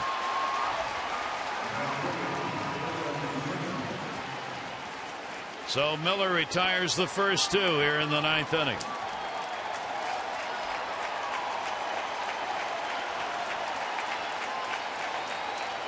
But a power bat stands in for the Orioles. He's 1 for 4 in the game as a single, picked up an RBI off a fielder's choice.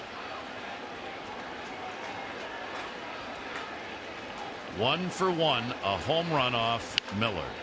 To short. Gregorius has got it, and the Yankees win it. So the Yankees continue to pile up the W's, and for the Orioles, another 1-run loss, 3-6 in 1-run games. The Yankees are 7-4. Orioles have now lost 4 in a row. It'll be a loss to Gonzalez. He'll go 3-2 on the year. Betances is going to get the victory, and Miller is 12 for 12 in saves. Your final: Yankees 5 and the Orioles 4.